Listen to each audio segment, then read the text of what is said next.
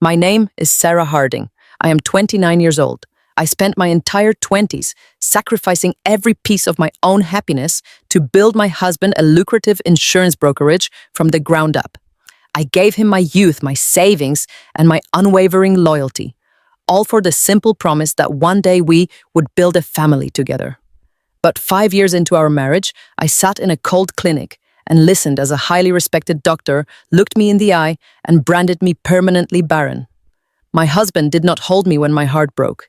He pulled his hand away, and as my marriage began to crumble right there in the medical office, I looked out into the hallway and saw my wealthy, controlling mother-in-law exchange a satisfied, knowing smile with the very doctor who had just destroyed my life. That was the moment I realized my infertility was not a tragedy of nature. It was a purchased verdict. The waiting room of Dr. Thomas Iris was designed to intimidate. It did not look like a place of healing. It looked like the lobby of a high-end corporate law firm.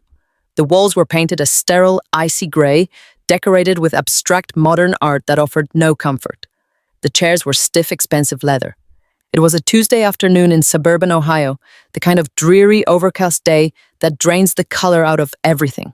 I sat in one of those rigid chairs, my hands clamped together in my lap so tightly that my knuckles ached. My husband David sat next to me. He was wearing his tailored navy suit, the one he had purchased after we finally closed his brokerage's biggest corporate account. He was scrolling through emails on his phone, his posture stiff and distant. He checked his expensive watch every 2 minutes, letting out small, impatient sighs. We had been trying to conceive for 2 agonizing years. 2 years of tracking temperatures, analyzing every tiny symptom, and crying silently in the bathroom whenever my cycle arrived to break my heart all over again. Dr. Iris was supposed to be the best fertility specialist in the entire state. Brenda, my mother-in-law, had insisted we see him. She had practically dragged us to this clinic, claiming she only wanted the absolute best medical care for her future grandchildren. At the time, I thought she was finally warming up to me. I thought she was finally accepting me as part of the Harding family. I was incredibly wrong. A nurse, with a tight, practiced smile, called my name. David slipped his phone into his pocket and stood up, not waiting for me. I followed him down a long, brightly lit corridor that smelled of rubbing alcohol and expensive air freshener. My stomach twisted into tight knots with every step. We were ushered into Dr. Iris' private office, a massive room dominated by a heavy mahogany desk and floor-to-ceiling bookshelves. We sat down in the 2 chairs facing the desk. The silence in the room was deafening. I reached out and placed my trembling hand on the armrest of David's chair, hoping he would take it. He kept his hands folded in his lap. The heavy wooden door clicked open, and Dr. Iris walked in. He was a tall man with silver hair and an aura of absolute superiority. He did not offer a comforting smile. He did not ask how we were holding up or offer any gentle bedside manner. He walked straight to his leather chair holding a thick manila folder. He sat down, adjusted his silver-framed glasses, and tossed the medical file onto the polished wood with a careless, heavy thud. The sound made me jump. I looked at David, hoping for a reassuring glance, but his eyes were fixed entirely on the doctor.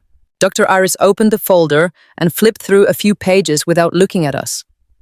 "Sarah," he began, his voice completely devoid of empathy or warmth. "I have thoroughly reviewed your latest ultrasound results and your comprehensive blood panels. The results are entirely conclusive." I leaned forward, my heart hammering against my ribs like a trapped bird.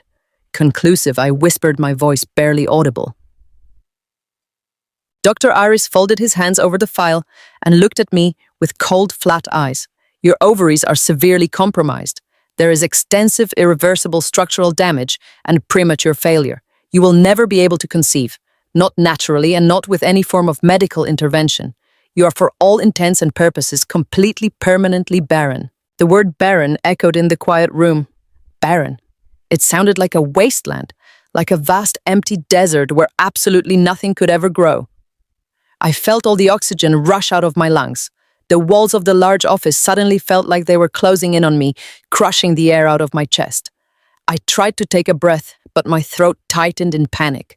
I stared at the doctor's mouth, desperately waiting for him to say there was a mistake, or a new treatment plan, or even a tiny fraction of a percentage of hope. But his expression remained entirely blank. He looked at me not as a human being whose deepest dreams had just been shattered, but as a minor administrative nuisance he had successfully dealt with and cleared from his schedule. Are you sure? I choked out tears, instantly flooding my vision. There has to be something we can do. Surgery, aggressive treatments, anything. There is nothing, Dr. Iris replied smoothly, not missing a beat. I advise you to accept this reality. Proceeding with any false hope would be a waste of your time and your husband's financial resources. In that suffocating, horrible silence, my entire adult life flashed before my eyes. I was 29 years old. I worked as a freelance bookkeeper, juggling a dozen local small business clients in our Ohio suburb. For the past 5 years, my daily routine had been nothing short of grueling. I woke up at 5 in the morning, managed the complex accounting books for a plumbing company, a local bakery, and a chain of hardware stores just to pay our rent and buy our groceries. Then, I spent every single evening and every weekend doing all the accounting, payroll, tax preparation, and financial forecasting for David's independent insurance brokerage. I did it entirely for free. I worked 14-hour days, 6 days a week, so David could keep his business overhead low and funnel every single dollar of profit back into his company's growth. We skipped our honeymoon. We drove old, unreliable cars. We lived in a cramped, drafty one-bedroom apartment for years to save money. I never complained, not once. Whenever I felt exhausted or overwhelmed, I pictured a large house filled with children. I imagined a little boy with David's dark hair running across a green backyard lawn. I imagined a little girl learning to bake in our future kitchen.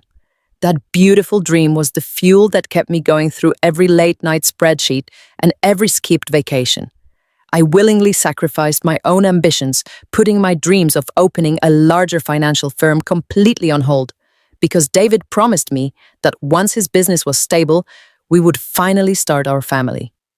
Now, his brokerage was bringing in millions of dollars. We finally had the financial security we had bled for, but the dream I had been working toward was completely dead. Dr. Iris had just pronounced it dead on arrival. Hot tears spilled down my cheeks, dripping onto my collar. A heavy, drowning sorrow washed over my entire body. I turned to my husband. I desperately needed him to hold me. I needed the man I had sacrificed my youth for to wrap his arms around me and tell me that we would be okay. I needed him to say that our love was enough, that we could look into adoption, that we would face this terrible nightmare together as a team. I reached out my trembling hand and placed it gently over his. David looked down at my hand resting on his sleeve. Then he looked up at my face. His eyes were completely unreadable. There was no grief in them. There was no shock. There was no shared pain. There was only a cold, chilling distance. Slowly, deliberately, he pulled his arm away, letting my hand drop into the empty space between us. He shifted his weight away from me, pressing his body against the far side of his chair. He did not say a word to comfort me. He did not reach into his pocket for a tissue. He did not even say my name. That simple, silent withdrawal hurt significantly more than the medical diagnosis itself. It was a physical rejection. In the precise moment of my deepest, most vulnerable agony, my husband retreated and abandoned me. Dr. Iris stood up, smoothing his ties, signaling that the appointment was officially over. I suggest you take some time to process this reality, he said, walking over to open the heavy door for us. My receptionist at the front desk will validate your parking ticket. I stood up on legs that felt like heavy lead. I could barely force myself to walk.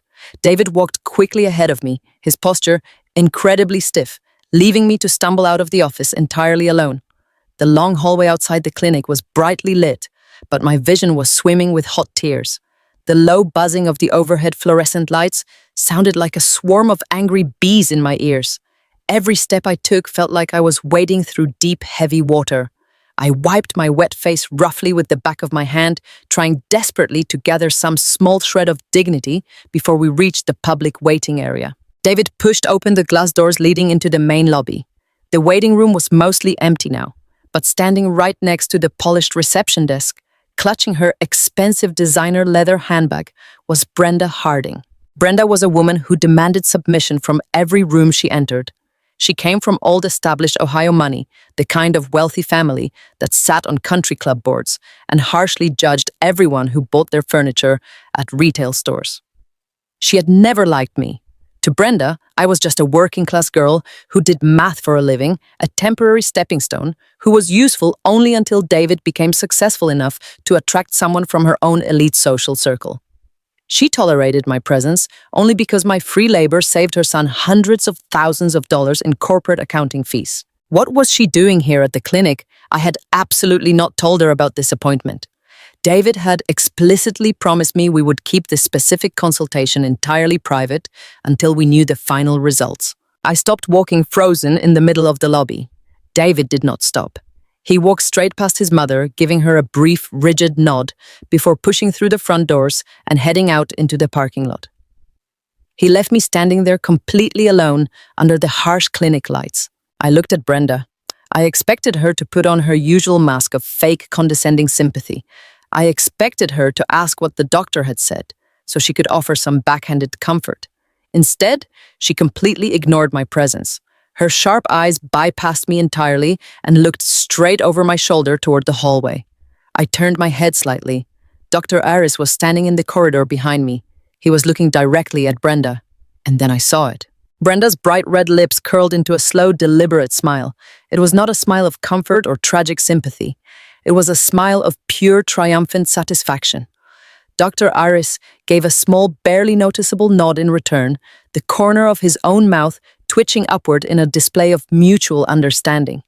It was the exact kind of silent, victorious exchange shared between two people who have just successfully executed a highly profitable business transaction. A sudden freezing wave of total clarity crashed into my chest. My tears stopped falling instantly. The heavy sorrow that had been drowning my heart evaporated into thin air, entirely replaced by an icy, piercing dread. Highly respected doctors do not smile at the mothers of women who have just been told they can never have children. And wealthy, obsessed mothers do not look triumphant when they learn their only son's bloodline ends right here. Unless this was exactly what they wanted. Unless this was exactly what they had planned all along. I stood frozen in the pristine lobby of that high-end clinic, watching my mother-in-law adjust her designer silk scarf with an air of absolute victory.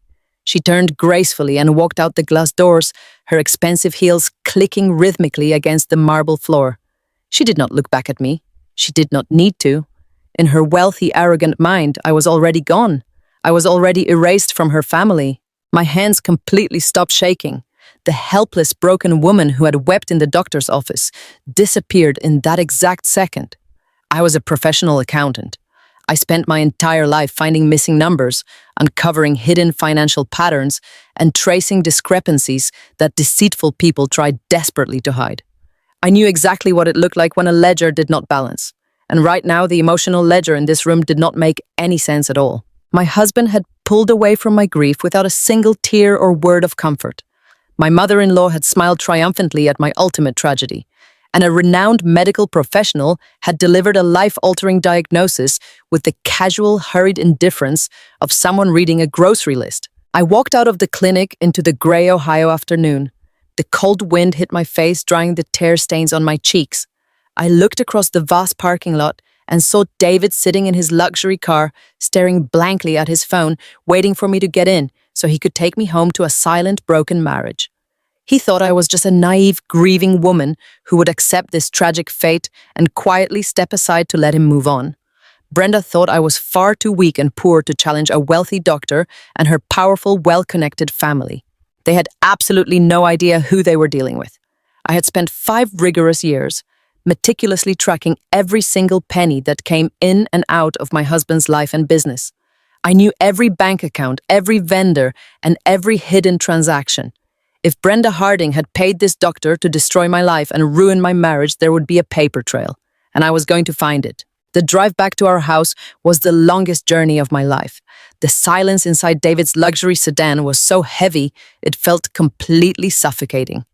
I kept my face turned toward the passenger window, watching the familiar suburban streets of Ohio blur into a gray, meaningless streak. I waited for David to reach across the center console.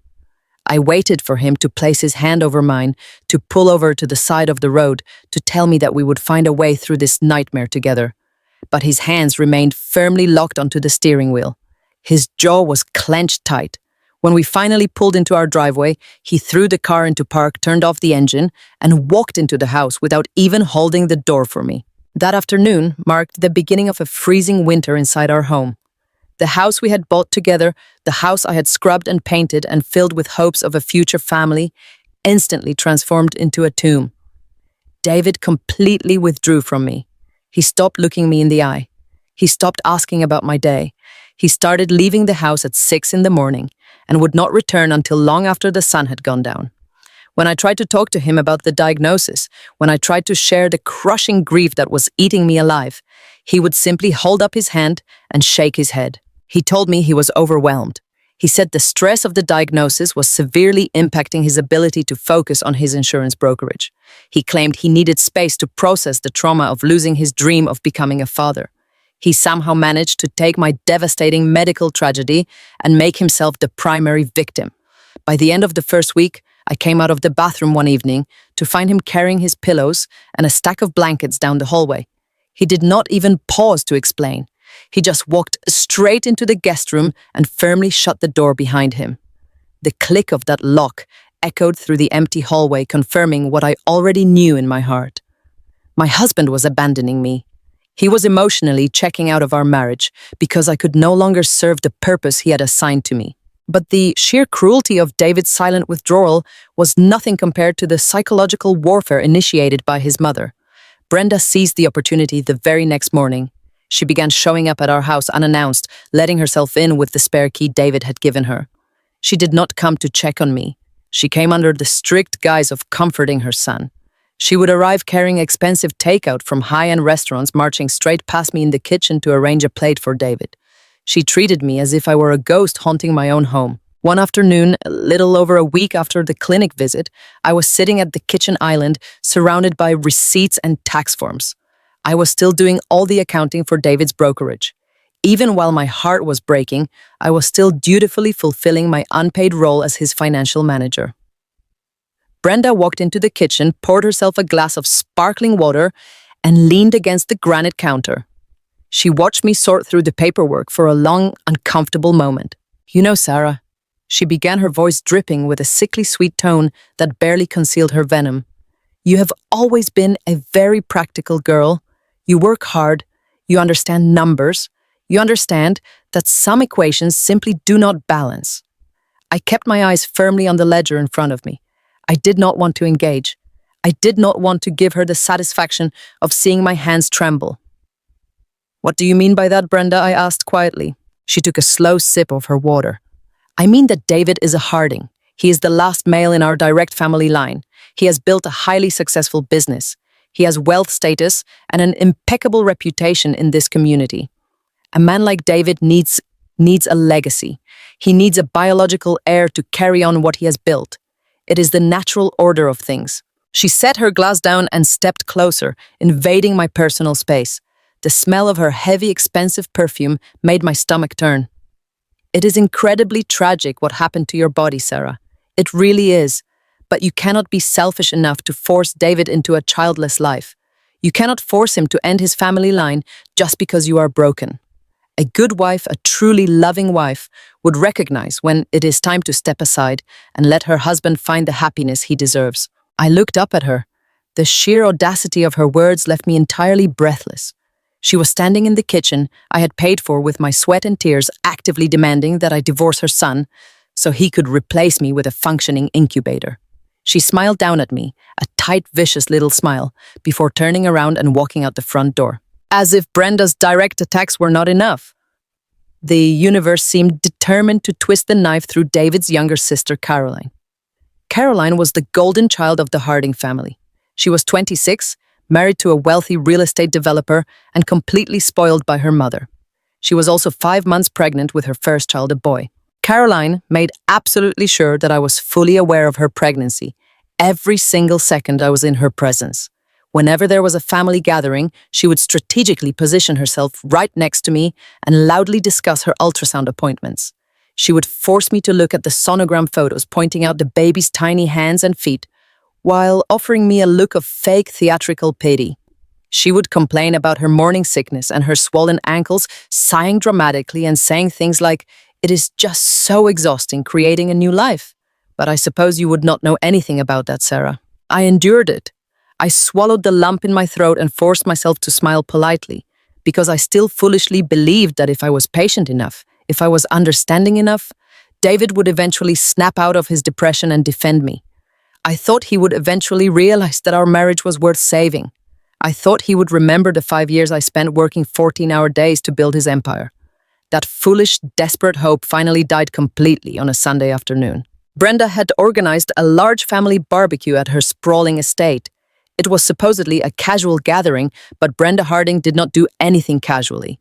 The backyard was perfectly manicured, the catered food was arranged on silver platters, and the guest list included half of the local country club elite. I was exhausted.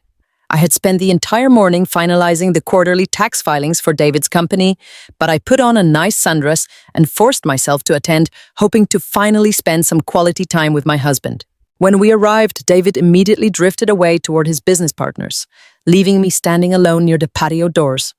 I spent the first hour quietly organizing the drink station and clearing away empty plates, automatically slipping into the role of the useful servant.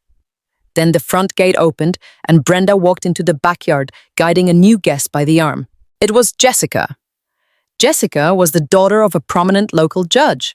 She was tall, flawlessly beautiful, and dripping with generational wealth. She was exactly the kind of country club heiress Brenda had always wanted David to marry before I came along and ruined her plans. Jessica was wearing a pristine white summer dress, laughing musically at something Brenda had said. Brenda led Jessica straight across the lawn, bypassing everyone else, and walked directly up to David. I watched from the patio as my husband turned around. The dark, brooding expression he had worn around me for the past 2 weeks completely vanished. His face lit up with a massive, genuine smile. He stood up straighter. He adjusted his jacket. He looked at Jessica the way a man looks at a woman he's actively trying to impress. For the next hour, I stood completely invisible by the serving tables and watched my husband audition his next wife. Brenda orchestrated the entire scene beautifully. She made sure Jessica and David were seated next to each other on the outdoor sofas. She brought them drinks. She stood nearby watching them laugh and flirt with absolute satisfaction. David leaned in close when Jessica spoke. He touched her arm lightly when he told a joke. He was entirely captivated. He was acting like a single, highly eligible bachelor, completely ignoring the fact that his actual wife was standing less than 50 feet away, watching her marriage publicly dissolve. A heavy burning knot of anger finally replaced the crushing grief in my chest. I could not take it anymore. I set down the stack of napkins I was holding and marched across the lawn. I did not care who was watching. I walked straight up to David and tightly gripped his shoulder. "David, I need to speak with you right now," I said. My voice was low, but it trembled with an intense, barely contained fury. David looked up at me, annoyed by the interruption. He glanced at Jessica, offering her an apologetic, embarrassed smile, before standing up and following me around the side of the massive house away from the party guests. As soon as we were out of sight, I turned on him.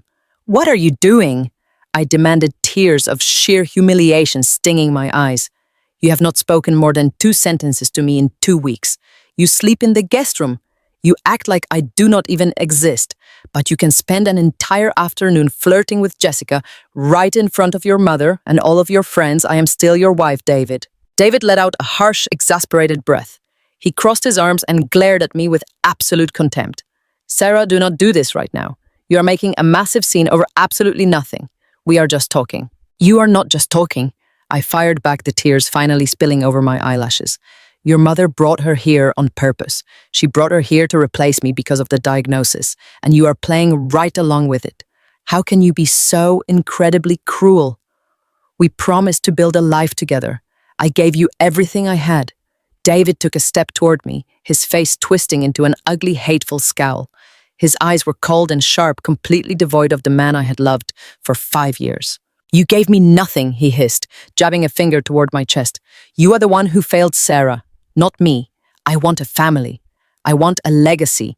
I want a wife who can actually perform her most basic biological function.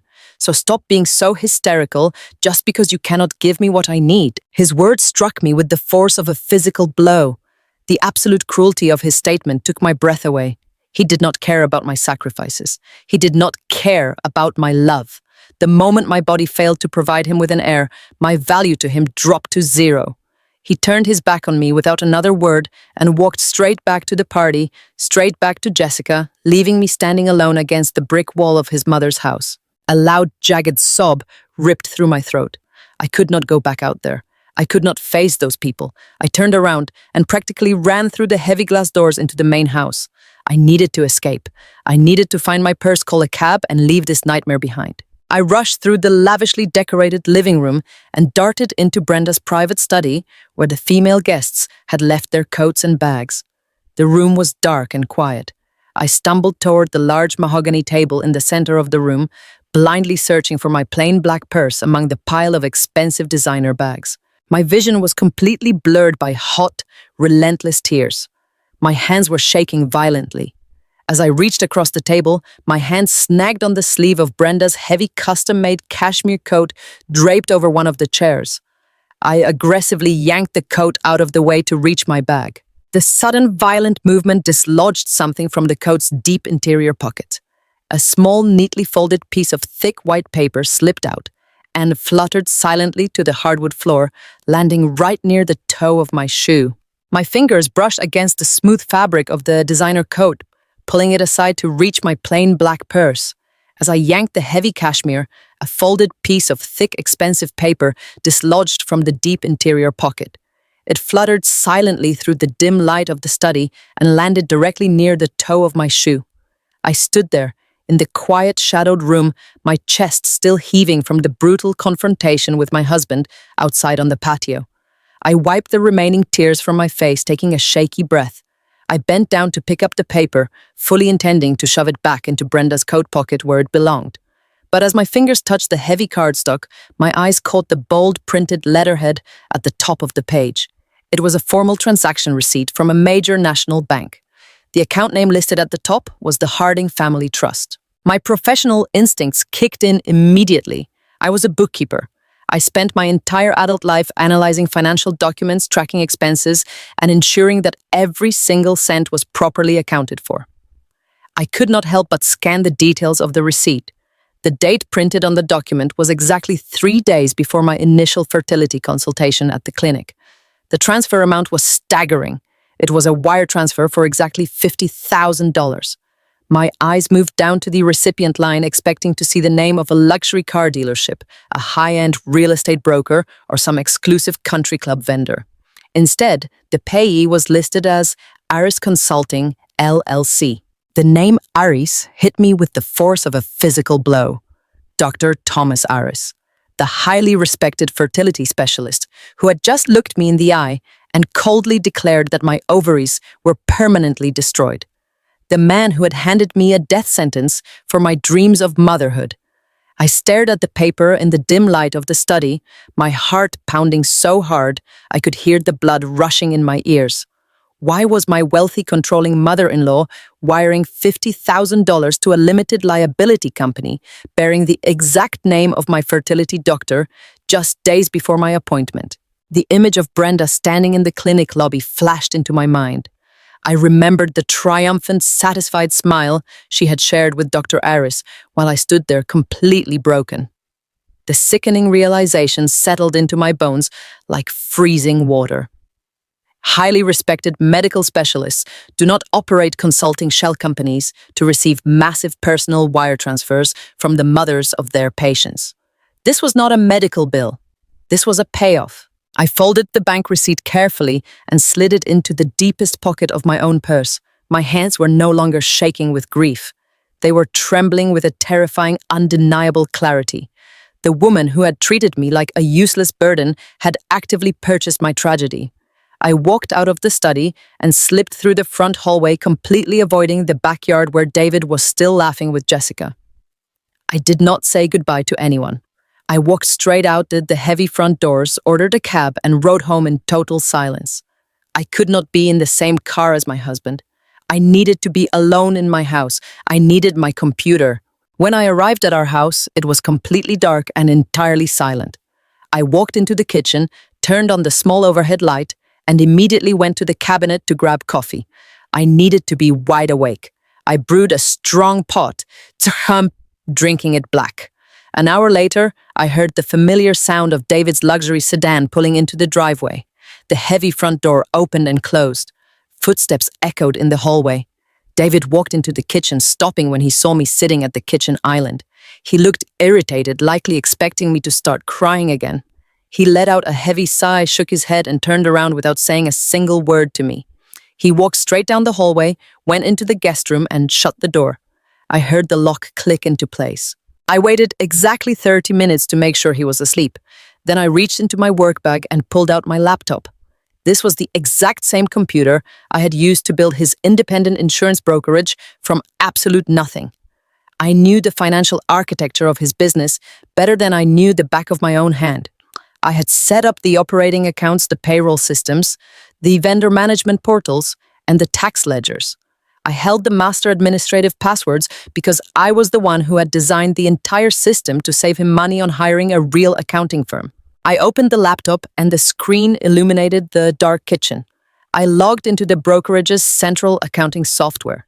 I needed to see if the money from the Harding Family Trust had touched any accounts I had access to. If Brenda had simply wired the money from her personal bank directly to the doctor, I would have no way to track it further without a subpoena. But Brenda was a woman who loved exploiting tax loopholes. She rarely spent her own money when she could write it off through a corporate entity. I started my audit by pulling up the general ledger for the past 12 months. I ran a global search query for Iris Consulting, LLC. At first, the search returned 0 results in the main operating account. I did not panic. I knew how to dig deeper. I switched over to the specialized expense accounts, the ones David used for high-level corporate services. I pulled the detailed transaction logs for the marketing budgets, the legal retainer funds, and the independent contractor payouts. There it was, buried deep within the corporate health and wellness consulting budget. It was not a single suspicious lump sum of $50,000. It was a series of 5 distinct payments, each for exactly $10,000 spaced out over the course of 3 weeks leading up to my medical appointment. The vendor was listed as Iris Consulting, LLC. The payment classification was logged as specialized medical underwriting consultation. I clicked on the first transaction to view the source of the funding. The money had not come from the brokerage's standard revenue streams. It had come from a recent massive capital injection. I traced that capital injection backward. The source was a direct wire transfer from the Harding Family Trust. The sheer level of manipulation took my breath away. Brenda had not just bribed my doctor.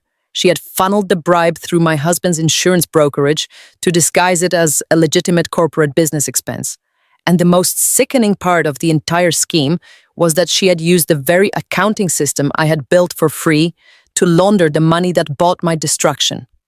I had spent countless nights organizing these exact accounts, managing these exact ledgers, pouring my sweat and tears into making this business profitable. And they had used my own hard work to fund a conspiracy to brand me as a barren, useless woman. I sat back in my chair staring at the glowing screen. The betrayal was so massive, so incredibly profound, that it almost felt surreal. I wondered if David knew. I pulled the approval logs for the vendor payments. The digital signatures on the authorizations belonged to David. He had personally approved the transfers to Iris Consulting, LLC. He might not have known the exact sinister nature of the consulting work, as Brenda often dictated how trust funds were spent within his company, but he had signed off on the payments. He had facilitated the transaction. He was either a willing participant in the destruction of his own marriage, or he was so blindly obedient to his mother that he allowed her to use his business as a vehicle for medical fraud. Either way, the man sleeping in the guest room was no longer my husband. He was an active threat to my life. The sun began to rise outside the kitchen window, casting a pale gray light over the suburban neighborhood. I had been sitting at the kitchen island for 6 hours. I exported every single transaction log, every vendor authorization form, and every capital injection record to a secure external hard drive. I took clear photographs of the bank receipt I had found in Brenda's coat pocket. I had the complete paper trail. I had the digital ledger. I had proved that $50,000 had moved from the Harding Family Trust through David's insurance brokerage and directly into a shell company owned by my fertility doctor just days before I was given a devastating diagnosis. But as the morning light filled the kitchen, my cold analytical accounting brain took over. I stared at the stack of printed documents and the glowing hard drive, and a harsh reality settled over me. A paper trail is just a map of where money traveled. It is not an undeniable proof of criminal intent. I knew exactly how a court of law operated. I knew how wealthy families like the Hardings protected themselves. If I took this stack of papers to a lawyer or a judge right now, Brenda would completely deny any malicious intent. She would hire a team of the most expensive corporate defense attorneys in the state. They would look at these ledgers and craft a flawless, perfectly legal narrative. They would claim that Dr. Thomas Aris was a highly respected medical professional who had been legitimately hired by David's insurance brokerage to consult on complex medical underwriting policies. They would argue that the $50,000 was standard industry compensation for a specialized medical consultant. They would turn the narrative completely around. They would paint me as a hysterical, grieving woman who was unable to accept her tragic infertility diagnosis. They would claim I was a bitter, jealous wife looking for someone to blame for the natural failure of my marriage. They would say I hacked into my husband's private business accounts in a fit of absolute paranoia. The paper trail alone would not send anyone to prison. It would just become a messy, drawn-out civil dispute that Brenda would ultimately win with her endless financial resources. A financial discrepancy is not a confession.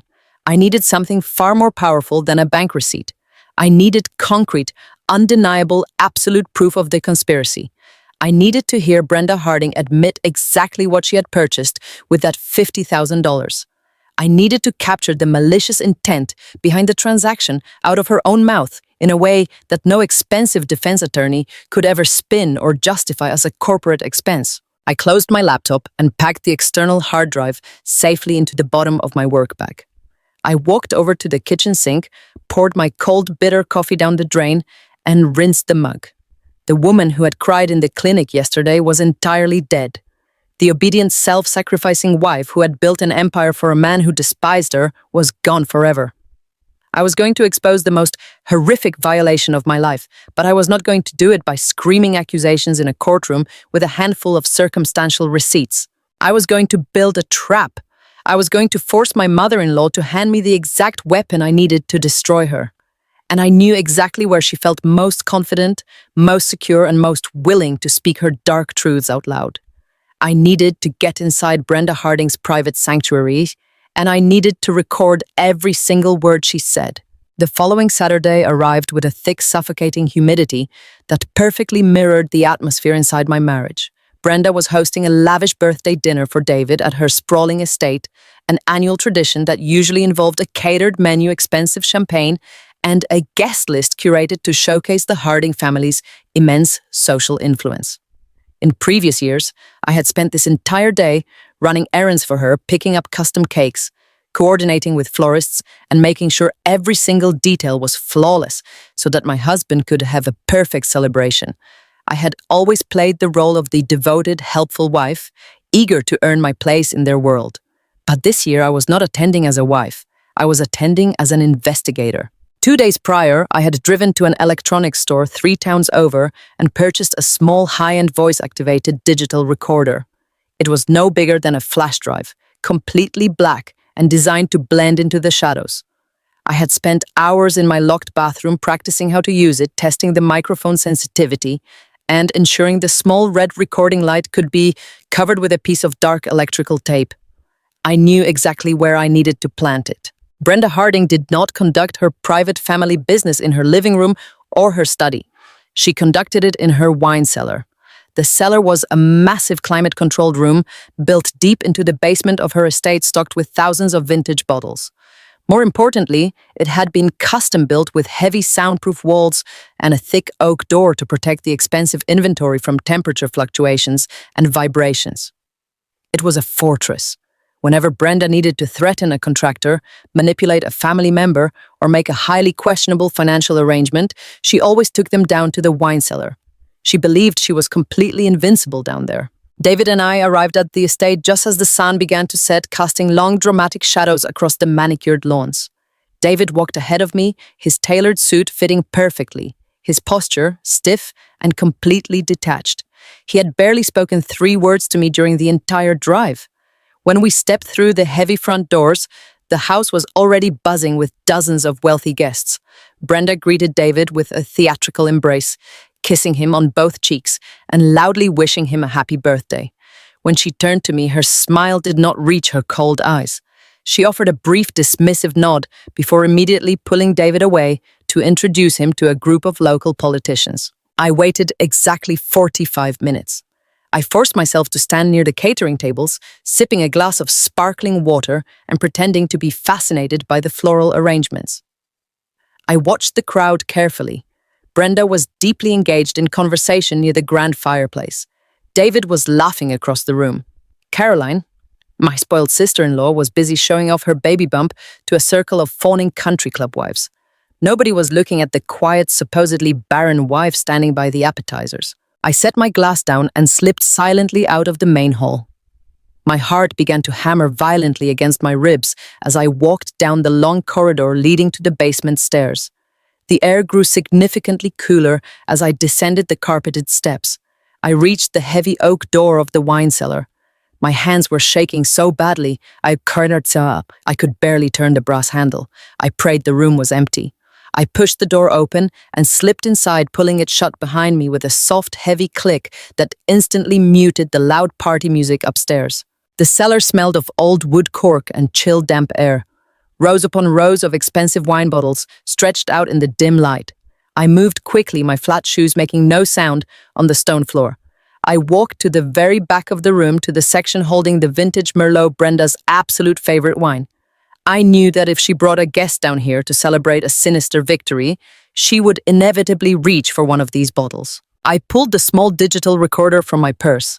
I peeled the backing off a strip of heavy double-sided tape I had prepared earlier. I crouched down, reached behind the bottom rack of the mahogany shelving, and pressed the device firmly against the dark wood, completely out of sight. I flicked the tiny switch to activate the voice recognition mode. I held my breath, terrified that someone would open the door at any second, but the cellar remained completely silent. The trap was set. I hurried back upstairs and seamlessly blended back into the crowd, my pulse racing with a mixture of absolute terror and thrilling defiance. 10 minutes later, Brenda paraded Jessica into the main dining room. Jessica looked flawless in a pale blue silk dress, carrying a brightly wrapped gift for David. I stood near the massive bay windows and watched my husband completely abandon his conversation to greet her. He smiled down at her, his entire demeanor softening in a way it had not softened for me in months. He was actively courting his replacement while I stood in the same room. The betrayal burned like battery acid in my chest, but I used that burning sensation to keep my tears from falling. I could not afford to break down. I had to remain vigilant. Around 9 o'clock, the formal dinner concluded, and the guests began moving out onto the sprawling outdoor patio for dessert and cocktails. I volunteered to help the catering staff clear the dessert plates, using the task as an excuse to position myself near the large windows that overlooked the rear service driveway. I wiped down a marble counter, my eyes constantly darting toward the dark road outside. Suddenly, a sleek black luxury sedan pulled silently up to the rear gate. The car did not park in the main guest lot. It parked in the shadows near the kitchen entrance. The driver's side door opened, and a tall man stepped out into the dim security lighting. He was wearing a dark trench coat over a casual sweater, clearly not dressed for a formal birthday party. He looked around nervously, his posture rigid. As he stepped under the porch light, I saw his face clearly. It was Dr. Thomas Aris. My breath caught in my throat. He had actually come. I backed away from the window, keeping myself hidden behind the heavy silk curtains. I watched as one of Brenda's private household staff opened the back door and quickly ushered the doctor inside. A moment later, I saw Brenda excuse herself from a group of wealthy wives on the patio. She smoothed her dress, checked her expensive watch, and walked briskly inside the house, heading directly toward the hallway that led to the basement stairs. They were going down to the wine cellar. The rest of the evening was absolute agony. I had to stand there making polite small talk with people who viewed me as nothing more than an unfortunate pity case, all while knowing that the evidence I needed to expose a massive medical conspiracy was currently being recorded right beneath my feet. When David finally signaled that he was ready to leave, I followed him to the car without a single word. We drove home in the same suffocating silence. He went straight to the guest room. I went to our master bedroom, locked the door, and stared at the ceiling until the sun came up. The next morning was Sunday. I needed a completely flawless excuse to return to Brenda's estate. I went into the kitchen and found the expensive silver serving platter I had used to bring a homemade dessert to the party. I had intentionally left the matching silver serving spoon behind on Brenda's kitchen counter. At 10 o'clock in the morning, knowing Brenda faithfully attended a highly exclusive Sunday church service with her country club friends, I drove my old reliable car back to her sprawling house. My hands gripped the steering wheel so tightly my fingers ached. I pulled into the driveway and rang the doorbell. Brenda's housekeeper, an older woman named Maria, who had always been surprisingly kind to me, answered the door. "Good morning, Maria," I said, forcing a bright, apologetic smile. "I am so sorry to bother you on a Sunday. I accidentally left my silver serving spoon here last night, and I really need it for a client luncheon this afternoon. Do you mind if I just grab it?" Maria smiled warmly and stepped aside. "Of course not, Sarah. Come on in. Mrs. Harding is at service. The kitchen is completely clean, but I think I saw your spoon on the drying rack." I walked into the massive, pristine kitchen. Maria went back to dusting the formal dining room. I grabbed my silver spoon, but I did not stop there. I moved silently and swiftly down the hallway. I reached the basement door, turned the handle, and practically flew down the carpeted stairs. I pushed open the heavy oak door of the wine cellar, my heart thudding in my ears. I rushed to the back rack, dropped to my knees, and felt behind the mahogany wood. My fingers brushed against the small plastic device. I ripped it free, shoved it deep into my purse, and hurried back upstairs before anyone even realized I was missing from the kitchen. I called out a quick thank you to Maria and walked out the front door. I did not wait until I got home to listen. I drove 3 blocks away and pulled into the empty parking lot of a closed elementary school. I turned off the engine. My entire body was shaking with a violent, freezing adrenaline. I locked the car doors. I pulled the small black recorder from my purse and plugged in a pair of cheap headphones. I pressed the play button, scrolling past hours of dead silence until I saw the audio waves spike on the small digital screen. I closed my eyes and listened. First, there was the heavy, distinctive sound of the oak door opening and closing. Then the sharp click of Brenda's expensive heels on the stone floor. A moment later, a man's voice echoed in the soundproof room. It was unmistakably Dr. Thomas Aris. "You took an enormous risk having me come here tonight, Brenda," Dr. Aris said. His voice was tense, completely lacking the arrogant superiority he had displayed in his medical office. "If your son or your daughter-in-law saw me, this entire arrangement would completely fall apart. I do not take orders from you, Thomas." Brenda's voice snapped back sharp and venomous. "And neither David nor Sarah have the intelligence to notice anything outside their own miserable little drama. You are here because you demanded an in-person meeting. Now speak quickly. I have guests waiting." "I need the rest of the funds," Dr. Aris said, his tone growing defensive. "You promised me an additional payment to cover my tracks. Altering a pristine medical file and forging laboratory pathology reports carries a massive professional risk. If the medical board ever audits that clinic, I could lose my entire medical license. I need the remaining $50,000 deposited into the consulting account by tomorrow morning, or I cannot guarantee my silence." There was a brief pause on the recording. I could hear the faint clinking of glass, as if Brenda was pouring herself a drink. Then her voice returned cold, calculating, and dripping with absolute malice. "Do not ever threaten me, Thomas," she hissed. "You will get exactly what we agreed upon and not a moment sooner. I paid you $50,000 to swap her test results and convinced that little nobody she was Barren. You did your job. She is completely broken, and my son is finally realizing he needs to move on. But the transaction is not complete. You will get your bonus when David finally signs the divorce papers and marries Jessica. Not a penny before. But the risk," Dr. Aris protested, his voice pitching higher. "The risk is yours to manage," Brenda interrupted ruthlessly. "You took the initial payment because you have crippling gambling debts, Thomas. Do not pretend this is about professional integrity. You will wait until the divorce is finalized. Until then, you will smile, you will keep your mouth shut, and you will remember exactly who holds the power in this town. Now get out of my house before someone sees you." The sound of the heavy oak door opening and closing echoed through the headphones. Then the recording faded back into absolute dead silence. I sat in my car in the empty school parking lot, staring blindly through the windshield at a chain-link fence. The words echoed in my head, repeating on an endless, horrifying loop. I paid you $50,000 to swap her test results. Convinced that little nobody she was barren. Forging laboratory pathology reports. The sheer magnitude of the evil I had just uncovered was completely paralyzing. My mother-in-law had not just insulted me. She had not just actively encouraged my husband to cheat on me. She had effectively played God with my entire existence. She had weaponized the medical establishment to completely destroy my mental health, my marriage, and my fundamental sense of self-worth, all because I did not have enough money in my bank account to satisfy her social ambitions. I ripped the headphones out of my ears. The agonizing, suffocating grief that had been drowning me for the past 2 weeks vanished in a single blinding flash of realization. I was not broken. I was not a failure. I had spent countless nights sobbing on the bathroom floor, begging the universe to tell me why my body had betrayed me. I had watched my husband turn his back on me with cold disgust because I thought I could not give him a child.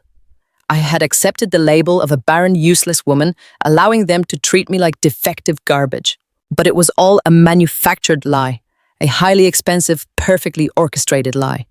The tears completely dried on my face. The helpless victim who had walked into that clinic seeking answers died right there in the driver's seat of my car. In her place, a cold, calculating, profoundly dangerous rage began to take root in my chest. It was the kind of rage that does not scream or throw things. It is the kind of rage that meticulously builds a spreadsheet of destruction. I looked down at the small black recorder resting in the palm of my hand. I held the absolute destruction of Brenda Harding's life. But as the initial wave of shock began to recede, my logical accounting brain took over, bringing forward a new terrifying question. If Dr. Iris had completely fabricated the diagnosis to collect a paycheck from my mother-in-law, if he had swapped my test results and forged the pathology reports to convince me that my ovaries were permanently destroyed, then what were the actual results of those tests? What was the actual truth about my body? I did not sleep a single minute that night. I sat in my car in the empty school parking lot until the sun began to rise over the quiet Ohio suburbs. My mind was racing, meticulously piecing together the horrifying timeline of Brenda Harding's manipulation.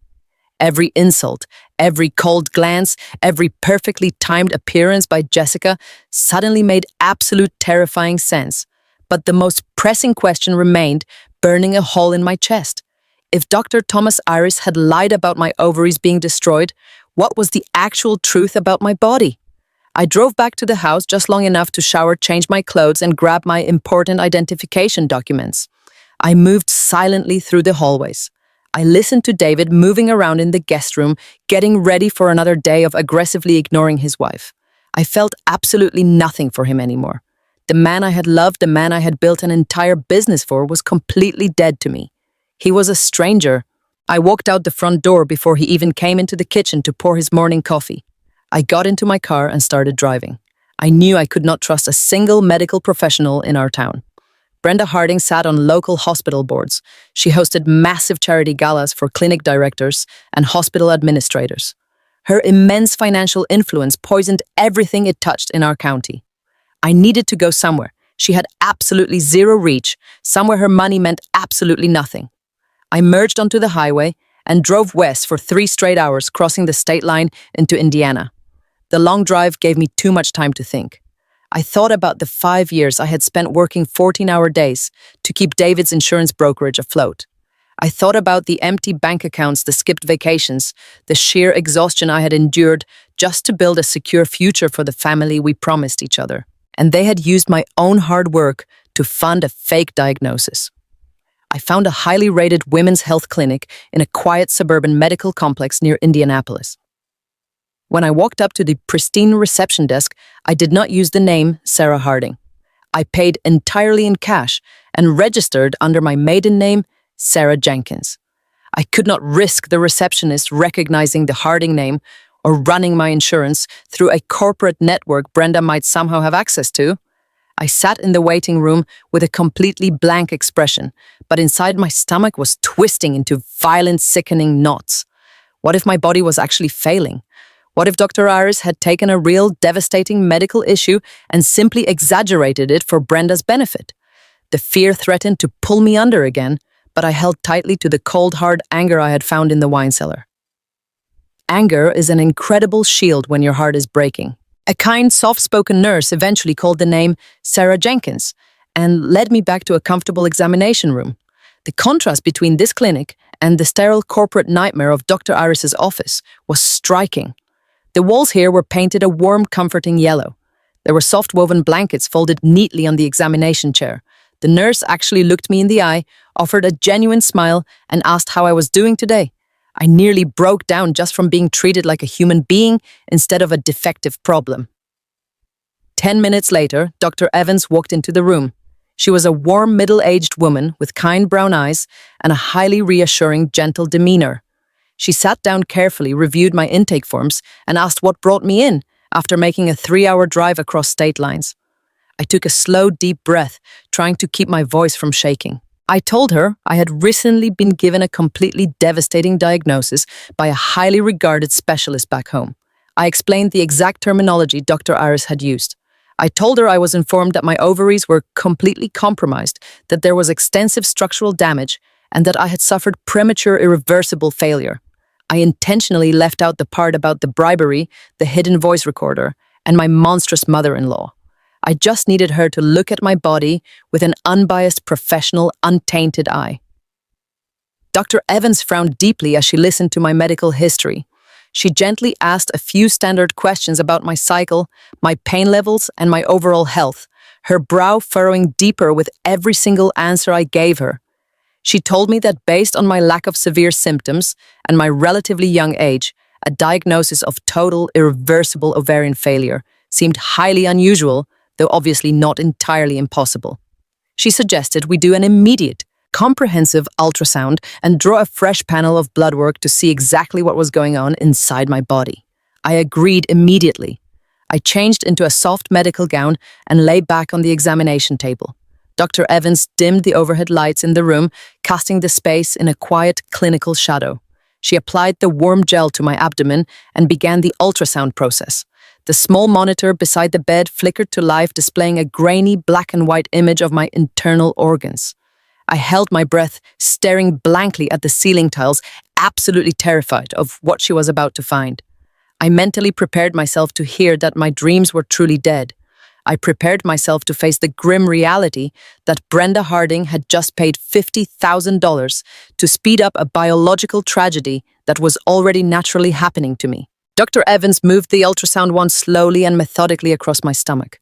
The room was completely quiet, save for the low rhythmic hum of the medical equipment and the sound of my own ragged breathing. I watched her face in the dim light, desperately searching for any sign of bad news. Suddenly, her professional, highly focused expression shifted. She stopped moving the wand entirely. She leaned much closer to the monitor, her eyes widening in absolute, undeniable confusion. She pressed a few buttons on the machine's console, zooming in on a specific dark spot on the screen. She looked at the glowing screen, then looked down at my chart, and then looked right back at the screen again. The silence stretched on for what felt like an absolute eternity. My heart began to hammer wildly against my ribs, threatening to crack right through my chest. "What is it?" I asked, my voice shaking with uncontainable panic. "Is it a massive tumor? Is it severe scar tissue? Please, just tell me the absolute truth. I can handle it." Dr. Evans slowly turned her head and looked down at me. The deep confusion on her face completely melted into a bright, bewildered, incredibly warm smile. "Sarah," she said, her voice filled with gentle disbelief. "Who on earth told you that you were barren?" I stared at her, completely unable to process the question. "My specialist in Ohio," I stammered, my hands gripping the edges of the examination table. "He said my reproductive organs were destroyed." Dr. Evans shook her head firmly, letting out a small, amazed laugh. "Well, your specialist in Ohio is either wildly incompetent or completely out of his mind. Your reproductive health is absolutely perfect." I looked over at the monitor. I could not understand what I was seeing. Perfect. I repeated the word, feeling completely foreign and impossible on my tongue. She turned the monitor slightly so I could see it clearly from where I was lying. She pointed her finger to a tiny, pulsing flicker right in the center of the dark screen. "Not only is your reproductive health perfect," she said softly, her eyes shining with professional joy. "Sarah, you are 6 weeks pregnant." The entire world completely stopped spinning. The air in the room simply vanished. I stared at the tiny rhythmic fluttering on the black and white screen. A heartbeat, a tiny, rapid, incredibly strong heartbeat.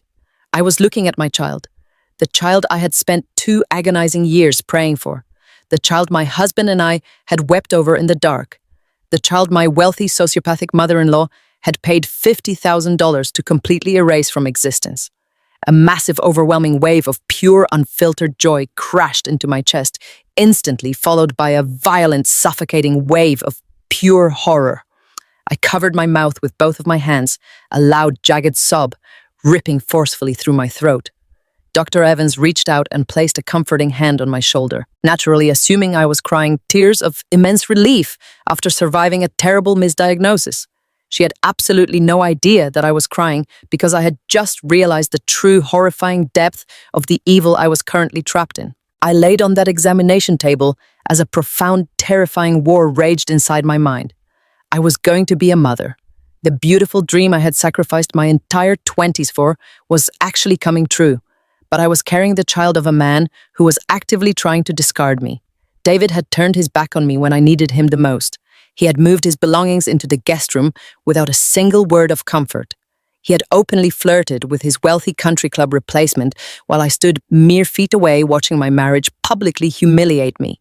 He had coldly told me he needed a wife who could actually perform her basic biological function. He was actively punishing me for a fake medical condition that his own mother had purchased with his own company's money. If I drove back to Ohio right now and showed David this miraculous ultrasound photograph, everything would change. He would probably drop to his knees on the kitchen floor and beg for my forgiveness. He would immediately cancel all of his future plans with Jessica. He would suddenly revert back to being the devoted, loving husband I had always desperately wanted him to be. Brenda Harding would be forced to welcome me back into the prestigious family fold because I was carrying the precious Harding heir she so desperately desired.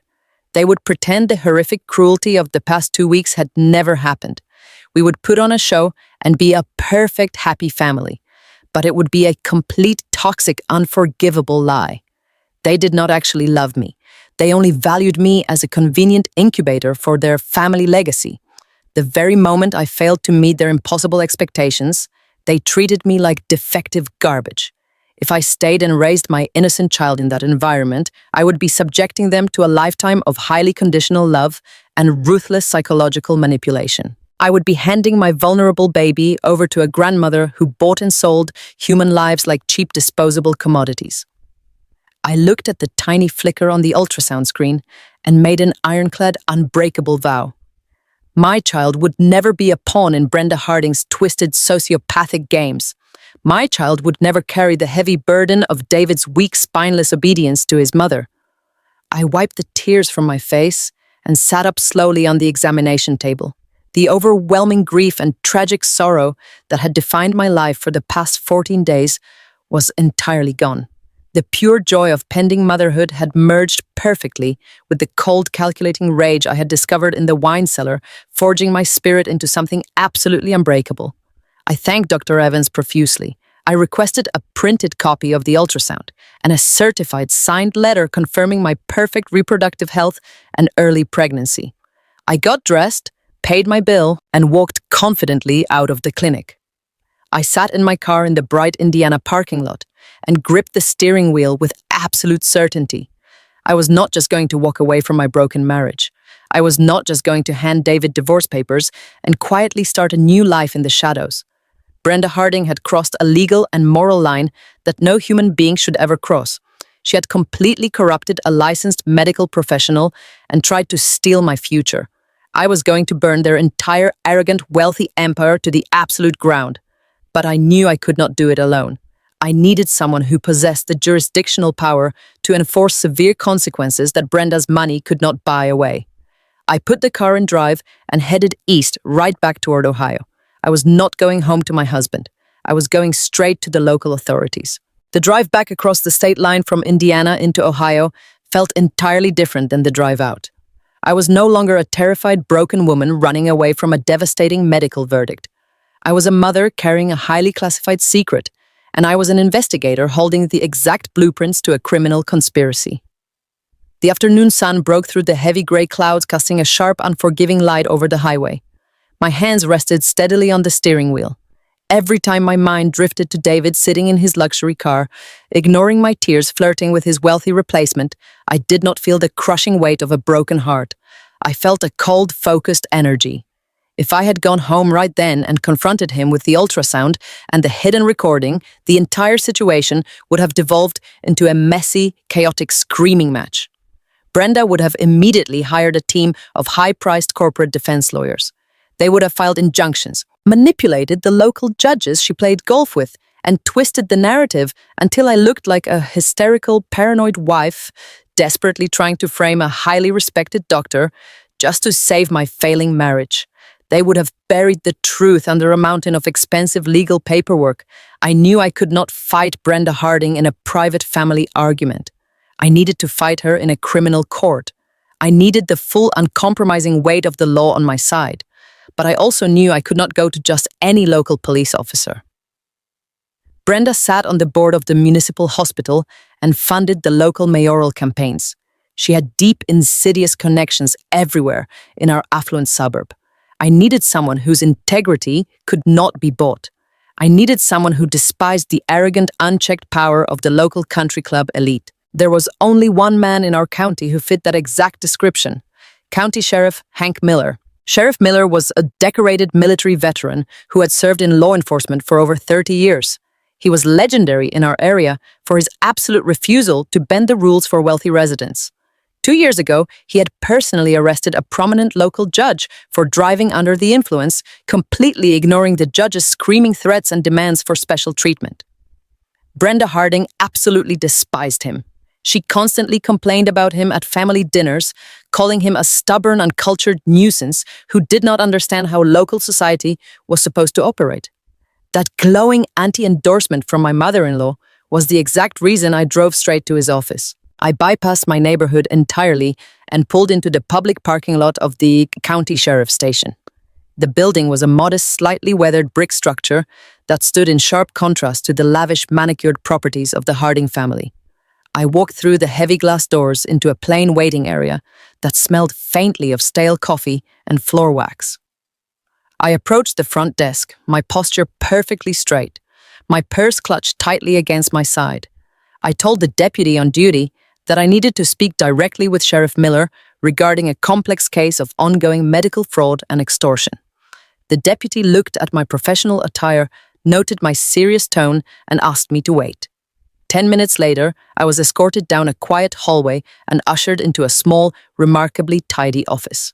Sheriff Hank Miller sat behind a cluttered metal desk. He was a broad-shouldered man in his late 50s, with short graying hair and a deeply weathered face that looked like it had seen every possible variation of human deceit.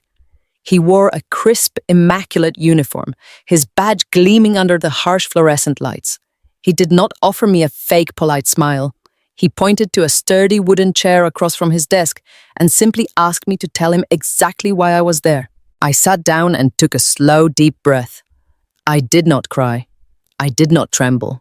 I spoke with the exact same calm, methodical precision I used when presenting a complicated quarterly financial audit to a difficult corporate client. I started from the very beginning. I explained my grueling history as the unpaid financial manager for my husband's insurance brokerage.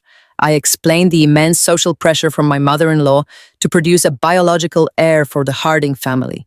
I detailed the devastating appointment with Dr. Thomas Aris, quoting his exact words when he coldly pronounced me permanently barren.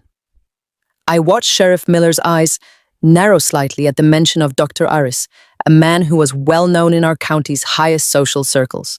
Then I opened my purse and began laying out the evidence piece by piece across his metal desk. First, I handed him the printed financial ledgers I had pulled from my husband's business accounts. I pointed directly to the $50,000 capital injection from the Harding Family Trust. I showed him how the money had been systematically broken down into 5 distinct $10,000 payments and funneled out to a shell company named Iris Consulting, LLC, under the false pretense of specialized medical underwriting.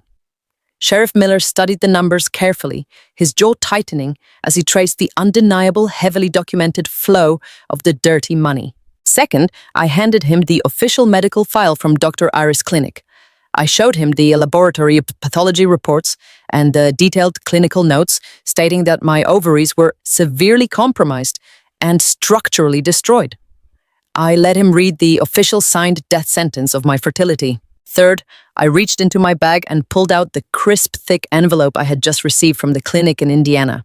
I placed the certified letter from Dr. Evans right next to the falsified documents.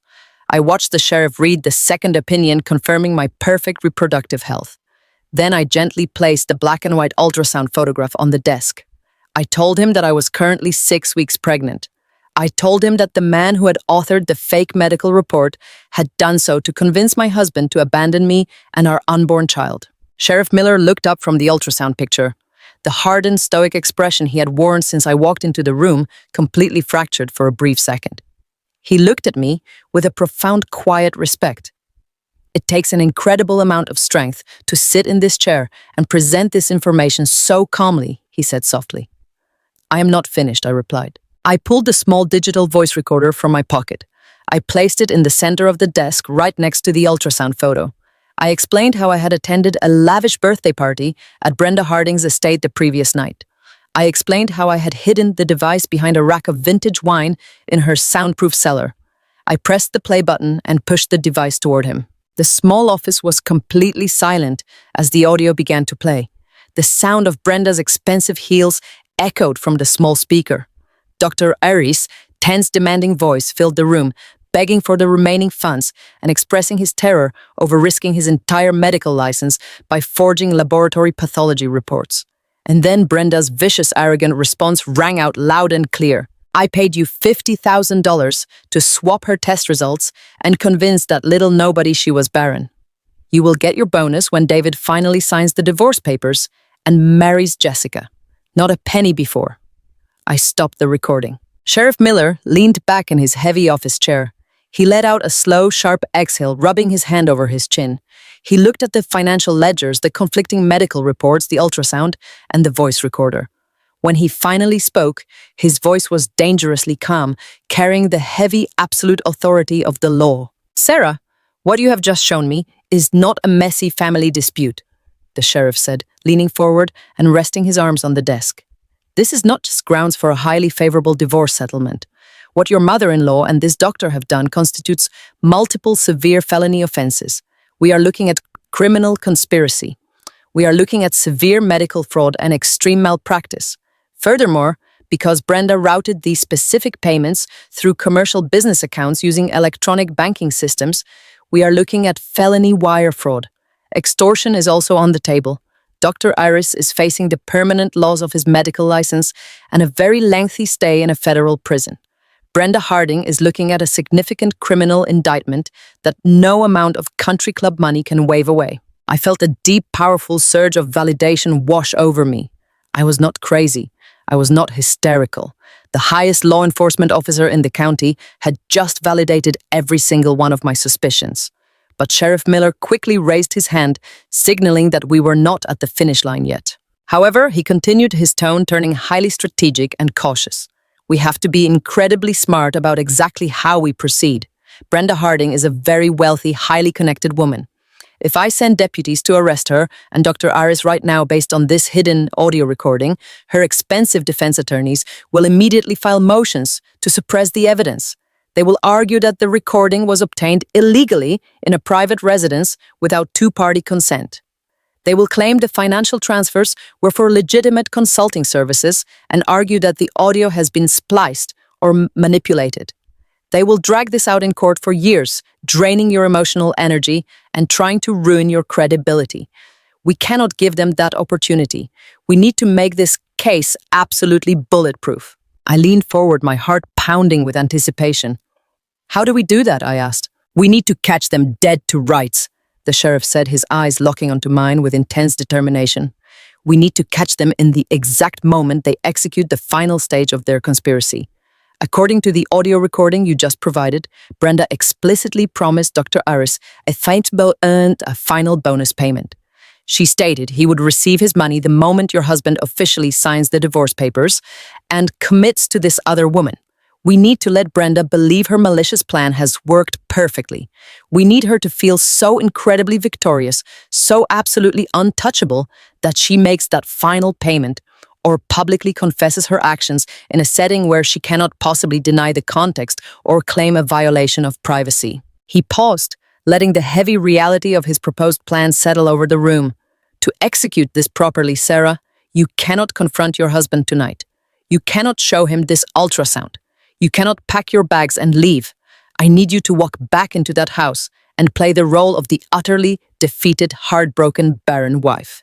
I need you to give Brenda exactly what she wants, so we can set a trap she can never escape. He looked at me closely, assessing my posture and my expression. I know what I am asking you to endure, he said softly. Going back to a husband who is actively trying to discard you, pretending to be broken while you are carrying a child, it takes a massive psychological toll. I need to know if you are strong enough to play the victim one last time. I thought about David sleeping in the guest room, refusing to hold my hand while my heart was breaking. I thought about Brenda smiling triumphantly in the clinic lobby after purchasing my absolute devastation. I thought about the tiny, beautiful heartbeat pulsing on the ultrasound screen, a precious life that I would protect with every fiber of my being. They thought I was just a quiet, obedient bookkeeper who would cry and fade away into the shadows. They had absolutely no idea that I had just drafted the final audit of their lives. I looked Sheriff Miller directly in the eye, my voice completely steady and totally devoid of fear. Tell me exactly what you need me to do, I said. I will not just play the victim. I am going to help you burn their entire empire to the ground. The sheriff offered a slow, satisfied nod. He reached for a fresh legal pad on his desk and pulled a pen from his shirt pocket. We spent the next 2 hours meticulously designing a trap that Brenda Harding would walk into with a triumphant smile, completely unaware that the jaws of justice were waiting to snap shut forever. I parked my car in the driveway of the house I had spent 5 years turning into a home. The late afternoon sun cast long shadows across the perfectly manicured lawn. I sat behind the steering wheel for a long time practicing my breathing.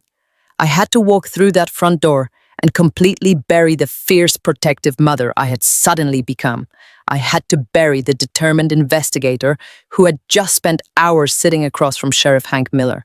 I had to resurrect the broken, devastated woman from the fertility clinic. I squeezed my eyes shut and forced myself to remember the exact suffocating pain I had felt when Dr. Thomas Aris delivered his fake diagnosis. I remembered the cold, terrifying sensation of believing my body was completely ruined. I let that dark memory wash over me until hot, genuine tears began to stream down my face. When my eyes were red and my shoulders were shaking with manufactured sobs, I unlocked the car door and walked into the house. The house was eerily quiet. I found David sitting at the heavy oak dining table. He was wearing a casual gray sweater, completely relaxed, drinking a glass of expensive bourbon. A thick manila folder rested on the polished wood right in front of him. He did not look up when I walked in. He did not ask where I had been all day. He took a slow sip of his drink and tapped his finger against the edge of the folder. "Sarah, sit down," he said. His voice was completely flat, devoid of any warmth or shared history. "We need to handle this like adults." I pulled out a chair and sat across from him, keeping my head bowed so he could see the tears streaming down my cheeks. I let out a soft, pathetic whimper. "What is that, David?" I asked, letting my voice crack perfectly. He pushed the manila folder across the table. It slid smoothly over the wood and stopped right in front of my hands. "I do not want to drag this out," he said, looking at me with an expression of mild annoyance, like I was a stubborn stain he could not wash out. "These are the divorce papers. My attorney drafted them this morning. I have already signed my portion." I stared at the thick stack of legal documents. I reached out with trembling fingers and flipped open the cover. The legal jargon jumped out at me. Irreconcilable differences. A total dissolution of the marriage. A complete separation of assets. He was attempting to leave me with absolutely nothing. After 5 years of managing his books for free, after sacrificing my youth to build his lucrative insurance brokerage, he was trying to discard me with a few strokes of a pen. David, please, I sobbed, clutching the edge of the table. We promised to build a life together. You cannot just throw me away because of a medical diagnosis. We can find another way. We can adopt. We can foster. I am still your wife. David let out a harsh, bitter laugh. He leaned back in his chair and crossed his arms. Sarah, you need to stop living in a fantasy world. I am a Harding. I have a legacy to think about. I need a real family. I need a wife who can actually give me children, not a woman who expects me to sacrifice my entire bloodline just to spare her feelings. You cannot give me what I need. It is that simple. Sign the papers, Sarah. Let me move on with my life. The absolute cruelty of his words would have shattered my heart just 2 days ago. Now it only fueled the burning fire in my chest. But I did not let a single ounce of that anger show on my face. I buried my face in my hands and let out a loud, agonizing wail. I wept loudly, playing the part of the utterly discarded woman perfectly. Right on cue, the front door swung open. The heavy scent of expensive floral perfume flooded the hallway before Brenda Harding even stepped into the dining room. She had obviously been waiting outside, coordinating this brutal ambush with her son. Brenda walked into the room wearing a tailored white suit, clutching her designer handbag. She looked down at me, sobbing at the table, and her eyes practically glowed with triumphant satisfaction. "Oh, for heaven's sake, Sarah, stop your hysterical crying," Brenda snapped, pulling out a chair and sitting directly next to David. She placed her hand over his, presenting a united front against me. "David is making the only logical choice for his future. You are a barren woman. You have no place in this family anymore. The absolute least you can do is bow out with a shred of dignity." I looked up at her, letting my tears flow freely. I wiped my nose with the back of my hand, looking as small and pathetic as possible. I remembered Sheriff Miller's strict instructions. I needed to offer her the bait. I needed to demand a settlement that would make her feel like she was entirely in control, a settlement that would trigger her to pay off the corrupt doctor. I cannot just sign these papers and walk away with nothing. I cried, my voice shaking violently. I gave up my entire career to build David's business. I did all the accounting for free. I have no savings. I have no retirement fund. You're asking me to leave my own home with absolutely nothing. I cannot survive out there. Brenda rolled her eyes and let out an exaggerated sigh. "Always so dramatic," she muttered. "Always looking for a handout. You should be grateful we let you live in this lifestyle for as long as we did." I leaned forward, clasping my hands together in a desperate plea. "Please, Brenda, I will sign the papers. I will walk away quietly. I will not contest the divorce, and I will not fight for any equity in the brokerage. But I need a fresh start. I need money to rebuild my life. I will sign everything today if you personally write me a check for $100,000. David scoffed loudly. $100,000. Are you completely out of your mind? You are not getting a single dime from my business, Sarah. But Brenda held up her hand, instantly silencing her son. She looked at me, her sharp eyes narrowing as she calculated the offer. $100,000 was absolute pocket change to the Harding Family Trust. To Brenda, it was a ridiculously cheap price to permanently erase me from their wealthy social circle.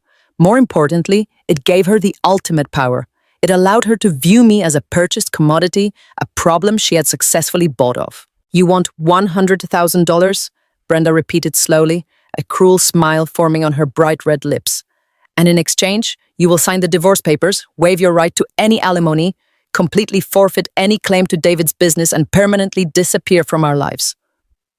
"Yes," I whispered, keeping my eyes fixed on the wooden table. "I just want to leave and start over." Brenda let out a short, delighted laugh. She unclasped her designer purse and pulled out a leather-bound checkbook. "Very well, Sarah. You have a deal. I will gladly pay $100,000 to finally rid this family of your miserable presence. But we are not doing this here in the dark like some shameful secret. We are going to do this my way." I looked up, feigning confusion. "What do you mean?" Brenda tapped her manicured fingernails against the table. "Tomorrow is Sunday. As you well know, I'm hosting a massive baby shower for Caroline, the Oak Ridge Country Club. All of our most important friends will be there. The entire local society will be gathered in one room to celebrate the new life joining the Harding family. You will attend the party, Sarah. You will wear a nice dress and you will sit quietly in the back." My stomach twisted, not from acting, but from the sheer astonishing malice of her plan. She was deliberately forcing a woman she believed to be permanently infertile to attend a massive opulent celebration of pregnancy. It was psychological torture of the highest degree. Please, Brenda, no, I begged, letting fresh tears spill down my cheeks. Do not make me go to a baby shower. You know I cannot have children. It is too painful. Please do not force me to do this publicly.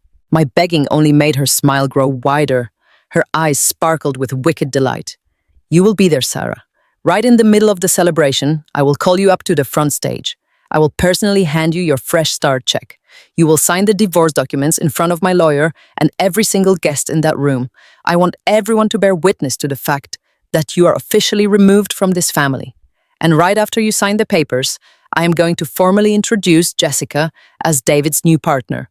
You will watch him move on, you will take your money, and you will walk out the back door. I stared at her perfectly, maintaining my mask of absolute devastation.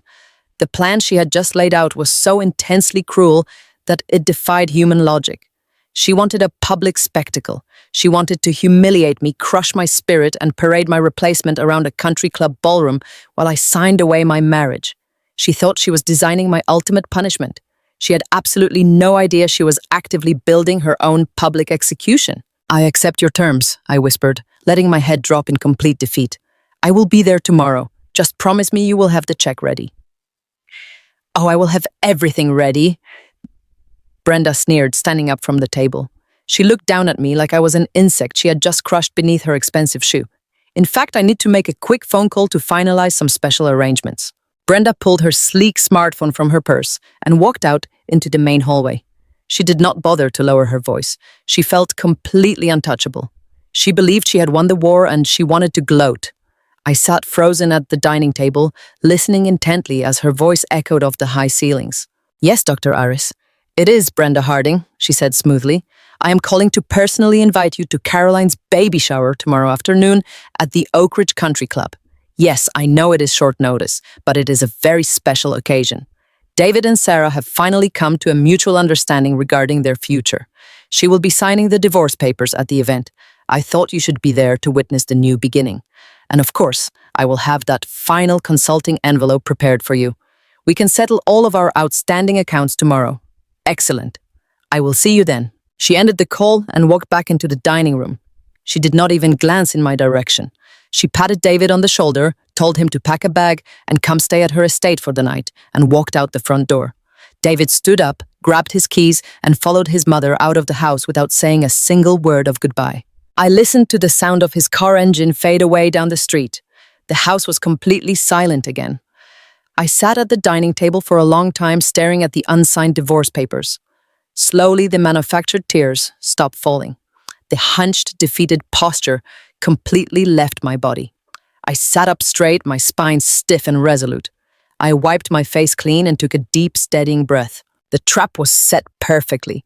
Brenda had taken the bait with greedy, arrogant enthusiasm. She had arranged the venue, gathered the audience, and invited her corrupt co-conspirator to collect his dirty money in broad daylight. She thought she was setting the stage to celebrate my total destruction. But Sheriff Hank Miller and his deputies would be waiting in the shadows of that country club. And tomorrow afternoon, the entire high society of our county would watch the mighty Harding family fall to absolute pieces. The drive back across the state line from Indiana into Ohio felt entirely different than the drive out. I was no longer a terrified, broken woman running away from a devastating medical verdict. I was a mother carrying a highly classified secret, and I was an investigator holding the exact blueprints to a criminal conspiracy. The afternoon sun broke through the heavy gray clouds, casting a sharp, unforgiving light over the highway. My hands rested steadily on the steering wheel. Every time my mind drifted to David sitting in his luxury car, ignoring my tears, flirting with his wealthy replacement, I did not feel the crushing weight of a broken heart. I felt a cold, focused energy. If I had gone home right then and confronted him with the ultrasound and the hidden recording, the entire situation would have devolved into a messy, chaotic screaming match. Brenda would have immediately hired a team of high-priced corporate defense lawyers. They would have filed injunctions, manipulated the local judges she played golf with, and twisted the narrative until I looked like a hysterical, paranoid wife desperately trying to frame a highly respected doctor just to save my failing marriage.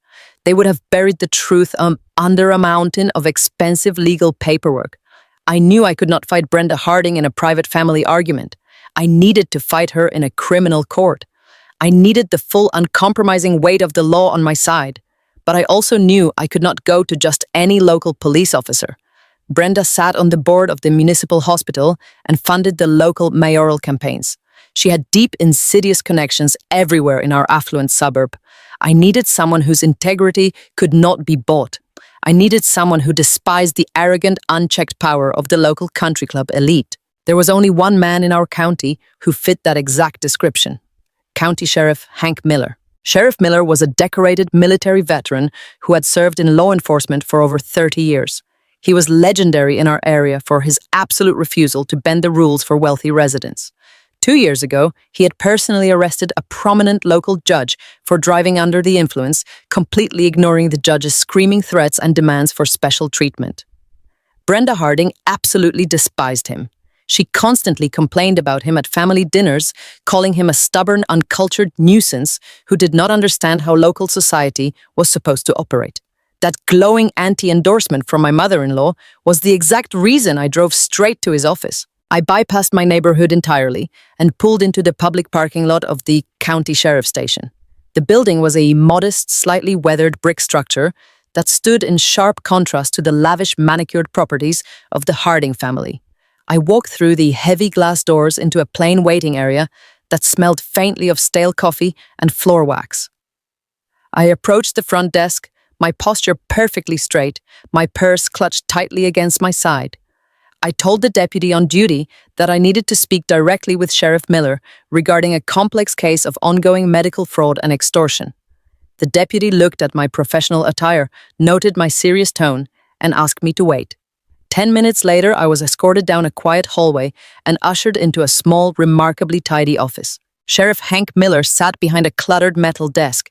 He was a broad-shouldered man in his late 50s with short graying hair and a deeply weathered face that looked like it had seen every possible variation of human deceit. He wore a crisp, immaculate uniform, his badge gleaming under the harsh fluorescent lights.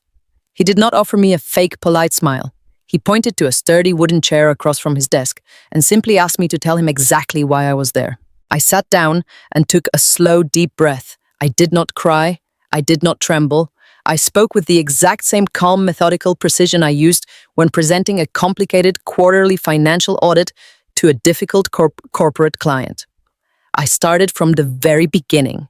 I explained my grueling history as the unpaid financial manager for my husband's insurance brokerage. I explained the immense social pressure from my mother-in-law to produce a biological heir for the Harding family. I detailed the devastating appointment with Dr. Thomas Aris, quoting his exact words when he coldly pronounced me permanently barren. I watched Sheriff Miller's eyes narrow slightly at the mention of Dr. Aris, a man who was well known in our county's highest social circles. Then I opened my purse and began laying out the evidence piece by piece across his metal desk. First, I handed him the printed financial ledgers I had pulled from my husband's business accounts. I pointed directly to the $50,000 capital injection from the Harding Family Trust. I showed him how the money had been systematically broken down into 5 distinct $10,000 payments and funneled out to a shell company named Aris Consulting LLC, under the false pretense of specialized medical underwriting. Sheriff Miller studied the numbers carefully, his jaw tightening as he traced the undeniable, heavily documented flow of the dirty money. Second, I handed him the official medical file from Dr. Aris' clinic. I showed him the laboratory pathology reports and the detailed clinical notes stating that my ovaries were severely compromised and structurally destroyed. I let him read the official signed death sentence of my fertility. Third, I reached into my bag and pulled out the crisp, thick envelope I had just received from the clinic in Indiana. I placed the certified letter from Dr. Evans right next to the falsified documents. I watched the sheriff read the second opinion confirming my perfect reproductive health. Then I gently placed the black and white ultrasound photograph on the desk. I told him that I was currently 6 weeks pregnant. I told him that the man who had authored the fake medical report had done so to convince my husband to abandon me and our unborn child. Sheriff Miller looked up from the ultrasound picture.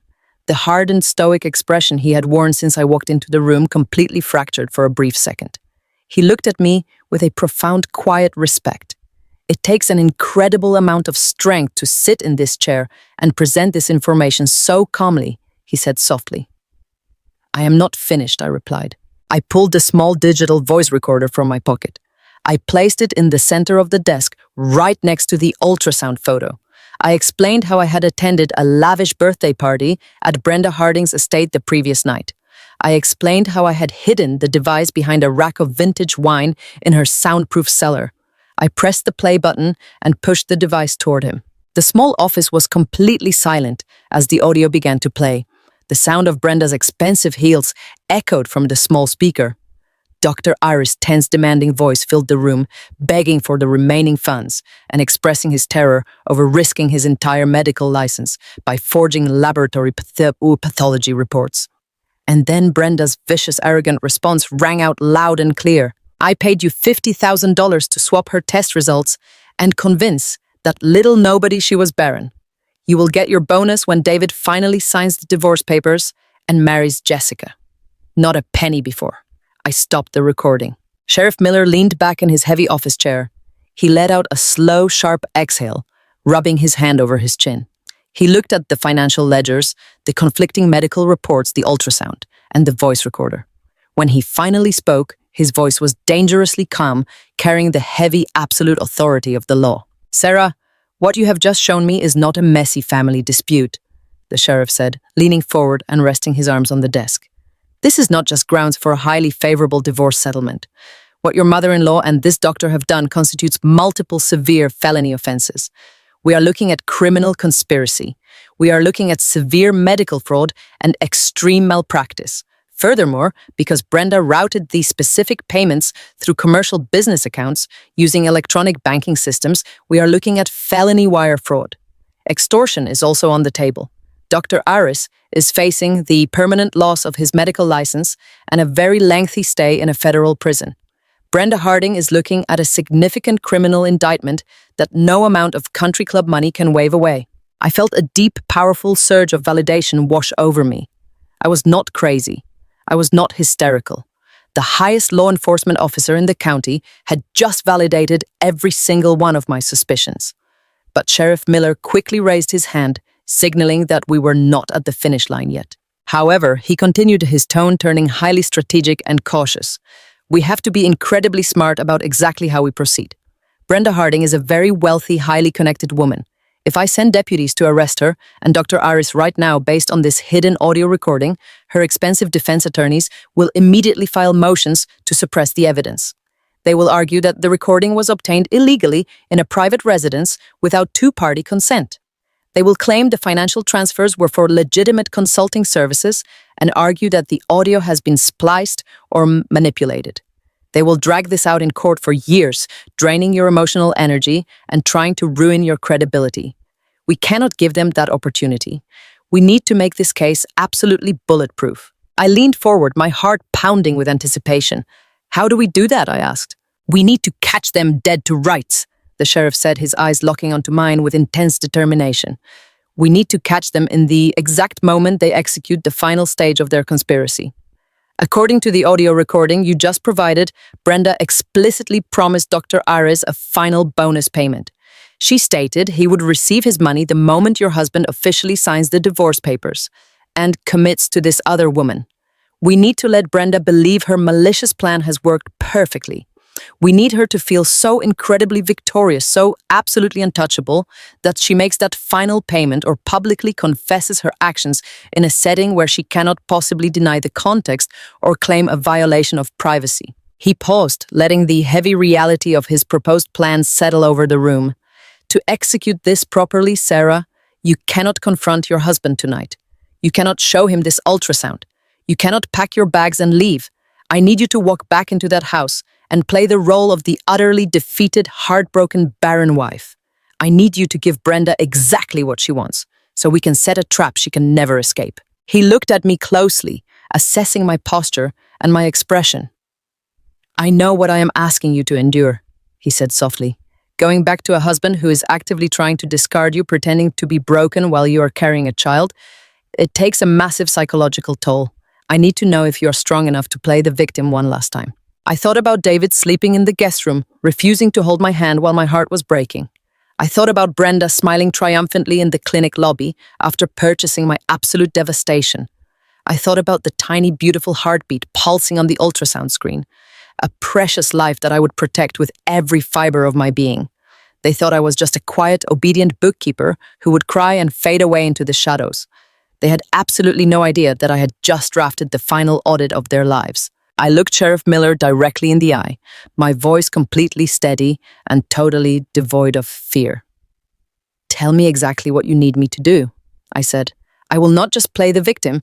I'm going to help you burn their entire empire to the ground." The sheriff offered a slow, satisfied nod. He reached for a fresh legal pad on his desk and pulled a pen from his shirt pocket. We spent the next 2 hours meticulously designing a trap that Brenda Harding would walk into with a triumphant smile, completely unaware that the jaws of justice were waiting to snap shut forever. I drove back to the county sheriff's station late on Saturday evening. The sun had completely set, and a heavy darkness blanketed the quiet streets of our town. I pulled my car into the secure rear parking lot, exactly as I had been instructed. My hands gripped the steering wheel tightly, but they were no longer shaking with fear. They were steady and firm. I walked through the heavy metal security door and was immediately escorted down a long cinder block hallway.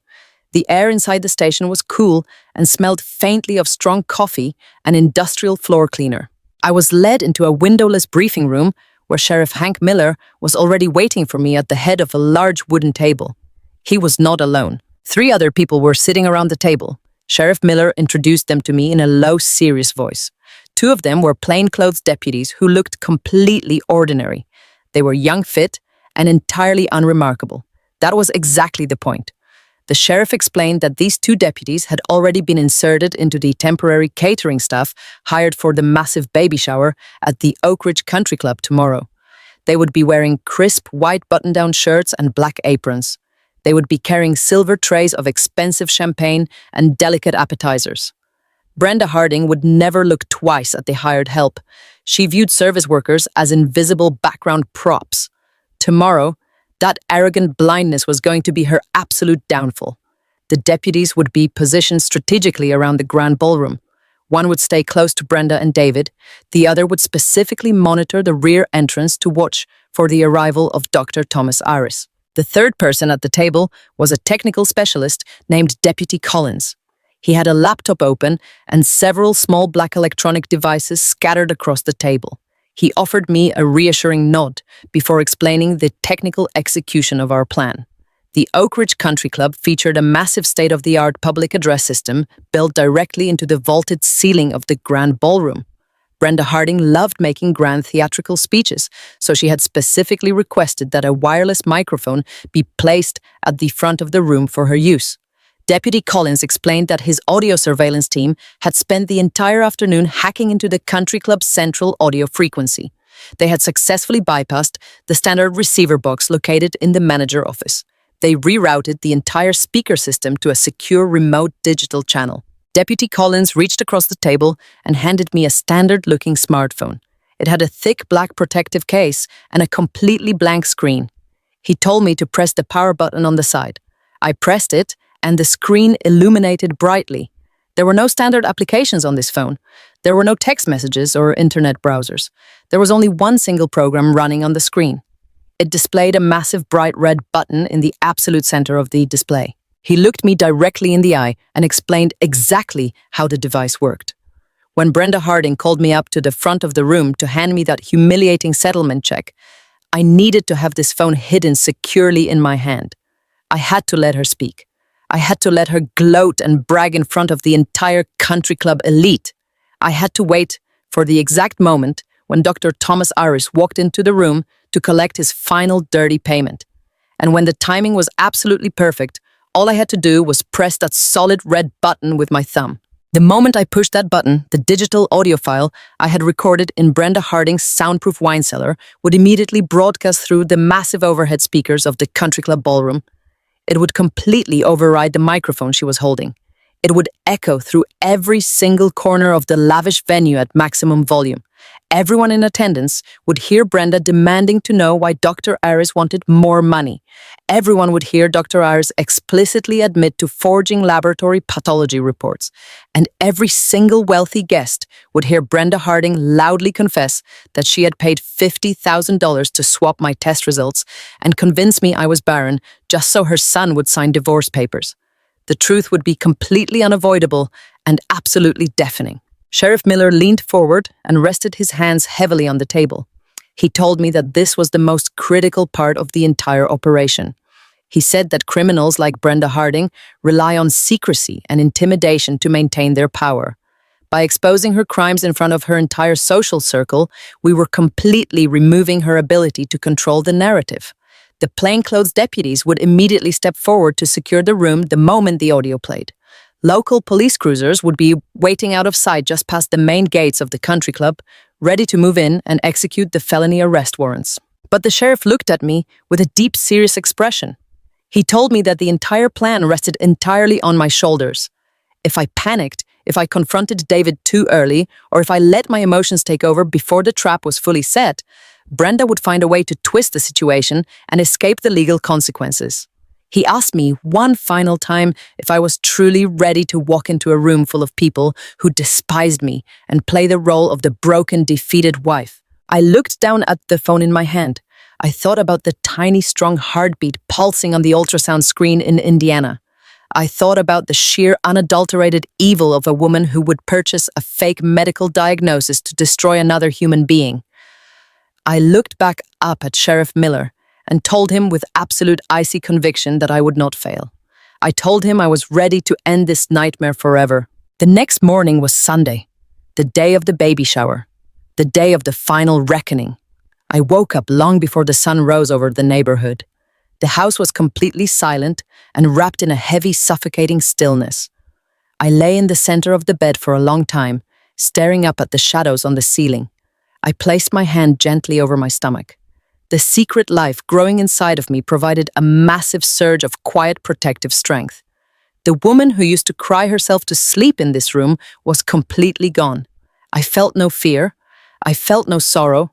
I only felt a cold, methodical readiness. Around 8 o'clock in the morning, the heavy door of the guest bedroom finally opened. I heard David walking down the hallway. He stepped into the master bedroom without knocking. He was carrying a garment bag and wearing a crisp white dress shirt. He walked over to the large mirror above the dresser and began adjusting his expensive silk tie. He moved with an air of arrogant finality, like a man who was eagerly preparing to step into a much better life. He did not look at me with anger anymore. He looked at me with a sickening, patronizing pity. He smoothed the collar of his shirt and glanced at my reflection in the mirror. "You need to start packing your things this week, Sarah," he said. His voice was casual and completely detached, as if he were discussing a minor change in weekend plans rather than the end of our entire marriage. "My mother has the check ready for you. Once you sign the papers at the club today, I want you out of the house by Wednesday." I sat up slowly and pulled the blanket around my shoulders. I looked at the man I had spent 5 years of my life building a future with. I remembered the endless nights I had spent analyzing his business spreadsheets, balancing his payroll accounts, and sacrificing my own youth so he could achieve his dreams. I searched my heart for even a single ounce of lingering affection for him. There was absolutely nothing left. He was a complete stranger standing in my bedroom. "It is better this way." David continued, turning around to face me. He offered a small, condescending smile. "We both know you never really fit into my family world. You tried your best, but you were always just a little too plain for our social circles. And now with your medical situation, it is just impossible. You will take the $100,000 my mother is giving you, and you will go find a quiet, simple life somewhere else. You will actually be much happier when this is all over." He truly believed he was doing me a generous favor. He truly believed that discarding me like broken trash was a blessing. I kept my face entirely blank. I did not scream. I did not throw anything. I channeled every ounce of my energy into playing the part I had promised Sheriff Miller I would play. I lowered my eyes and let out a soft, defeated sigh. "You are right, David," I said quietly. My voice was intentionally weak and completely subdued. "It is better this way. I will sign the papers and I will leave." David let out a loud, relieved breath. He clapped his hands together, once clearly thrilled that he did not have to deal with any emotional weeping this morning. He grabbed his suit jacket from the bed. "Good," he said cheerfully. "I am heading over to the club early. Jessica is meeting me there for a private brunch before the shower begins. Make sure you are not late, Sarah.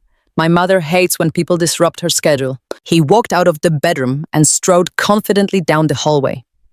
A moment later, I heard the front door close and the sound of his luxury sedan pulling out of the driveway. He was gone. I threw the blanket off my shoulders and stood up. The fragile, defeated facade instantly vanished. I walked directly to my closet and pulled open the heavy wooden doors. Brenda had specifically demanded that I wear a nice dress today. She wanted me to look like a dull, boring tragedy, slinking quietly out the back door after receiving my humiliating payoff. She wanted me to look like a woman who knew she had been completely conquered. I was not going to give her that satisfaction. I was not going to look like a victim. I reached past the row of muted grey business suits and plain beige blouses. I reached all the way to the back of the closet and pulled out a stunning, vibrant, emerald green dress. It was a dress I had purchased years ago for a formal gala, but David had told me it was too bold and too distracting to wear around his conservative mother. I had hidden it away in the dark ever since. Today I was bringing it out into the light. The dress fit me perfectly. The rich green silk cascaded beautifully over my shoulders and caught the morning light pouring through the bedroom window. The color represented vibrant life, fierce resilience, and absolute undeniable strength. I sat at my vanity mirror and meticulously applied my makeup. I did not hide the sharp contours of my face. I wore a dark, bold lipstick and swept my hair back into a sleek, elegant style. I slipped my feet into my highest pair of black heels. I stood in front of the full-length mirror and stared at the woman looking back at me. She was not Barren. She was not a nobody. She was a mother, and she was a deeply dangerous force of nature. I grabbed my black leather purse from the dresser. I carefully unzipped the hidden interior pocket and slid the modified smartphone inside, making sure the large red button was instantly accessible to my thumb. I zipped the pocket shut and walked out of the master bedroom without looking back. The drive to the Oak Ridge Country Club took exactly 25 minutes. The Sunday morning traffic was light, and the sky above the Ohio suburbs was a brilliant clear blue. I drove with the windows rolled up and the radio turned off, enjoying the absolute quiet of the vehicle. My mind was completely clear. Every detail of the plan was locked into my memory. Every step was calculated. I turned onto the long winding road that led to the country club estate. The manicured golf greens stretched out endlessly on either side of the pavement. Massive oak trees lined the driveway, casting dappled sunlight across the hood of my car. Up ahead, the grand entrance of the Oak Ridge Country Club rose into view. It was a massive structure built of pale stone with tall columns and sprawling outdoor terraces. Dozens of expensive luxury vehicles were already parked in the front lot. I could see wealthy guests in pastel dresses and tailored suits, walking up the wide stone steps toward the main ballroom. I pulled my old reliable car into a parking space near the back of the lot. I turned off the engine and gripped the steering wheel for one final moment. I took a deep, steady breath, feeling the solid weight of the modified phone inside my purse. I thought about Brenda Harding standing in that ballroom, waiting to humiliate me. I thought about Dr. Aris arriving to collect his dirty money. I thought about David smiling with Jessica. I opened my car door and stepped out onto the hot pavement. I smoothed the vibrant green silk of my dress, lifted my chin high and began walking toward the grand entrance. The time for hiding was completely over. It was time to execute the final audit. I stepped into the grand opulent foyer of the Oak Ridge Country Club, and the sheer volume of the celebration hit me like a physical wave. Over 100 of the wealthiest, most influential residents of our county were gathered in the massive ballroom. The space had been completely transformed for Caroline's baby shower. Enormous archways woven with pale pink and baby blue roses framed the entrance, and the scent of expensive lilies hung heavily in the air. Servers in crisp white shirts and black bow ties drifted through the crowd carrying silver trays loaded with crystal champagne flutes and delicate appetizers. I immediately scanned the room for the specific servers I had been told to look for. It only took me a few seconds to spot them. Near the grand stone fireplace, a young fit man in a catering uniform was pouring water for a group of country club wives. His eyes briefly locked onto mine, and he offered a single, almost imperceptible nod. He was one of Sheriff Miller's plainclothes deputies. Another deputy was stationed near the large mahogany doors leading to the rear terrace, perfectly positioned to monitor the exit. Knowing they were in the room sent a powerful rush of adrenaline straight to my core. I was not alone. The trap was fully operational. I walked further into the ballroom, my emerald green silk dress, catching the light from the massive crystal chandeliers overhead. I did not look like a defeated woman. I did not look like the broken, barren wife they had expected me to be. As I moved through the crowd, conversations began to die down around me. Women in expensive pastel dresses turned to stare, whispering frantically behind their manicured hands. They knew the rumors. Brenda Harding made sure everyone in her social circle knew that David was discarding me today. They expected me to arrive in a plain, somber outfit, keeping my head bowed in total shame. Instead, I held my head high, my posture perfectly straight, letting the vibrant green fabric sweep boldly across the polished hardwood floor. I was a walking symbol of absolute defiance. I took a spot near the back of the room, standing beside a tall marble pillar. From this vantage point, I had a perfect view of the entire grand stage set up at the front of the ballroom. I watched the Harding family holding court. Caroline was seated in an ornate, high-backed chair that looked completely ridiculous, like a velvet throne, practically glowing as she rubbed her swollen belly and accepted lavishly wrapped gifts from her fawning admirers. My eyes moved past her and found my husband. David was standing near the edge of the stage, holding a glass of expensive bourbon. And right by his side, completely violating every boundary of human decency, was Jessica. She was wearing a pristine white sundress, laughing musically at something David was saying. He leaned in close to her, his hand resting casually on the small of her back. He was completely comfortable, openly disrespecting our marriage in front of over 100 people. He believed he was completely untouchable. I looked at the man I had given 5 years of my life to the man whose business I had built from the ground up through thousands of hours of unpaid accounting work, and I felt nothing but a cold, empty void. All the love, all the loyalty, all the desperate attempts to be good enough for him had entirely evaporated. I shifted my gaze to the right side of the stage.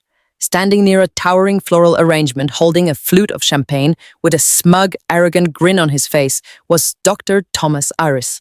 He looked completely relaxed, chatting casually with a local hospital administrator. He had arrived exactly as Brenda had instructed, eagerly waiting to collect the final payment for his horrific medical fraud.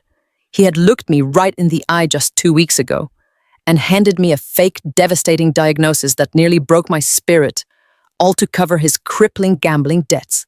Seeing him standing there sipping champagne at a baby shower while fully believing he had destroyed my ability to ever have a child ignited a fire in my soul so intensely hot it practically burned my throat.